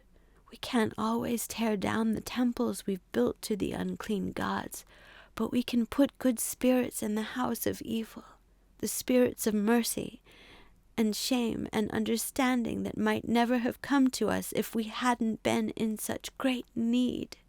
She moved over to him and laid a hand on his. His head was bent, and he did not change his attitude. She sat down beside him without speaking, but their silence now was fertile as rain clouds. They quickened the seeds of understanding. At length he looked up. "I don't know," he said, "what spirits have come to live in the house of evil that I built, but you're there, and that's enough. It's strange," he went on after another pause.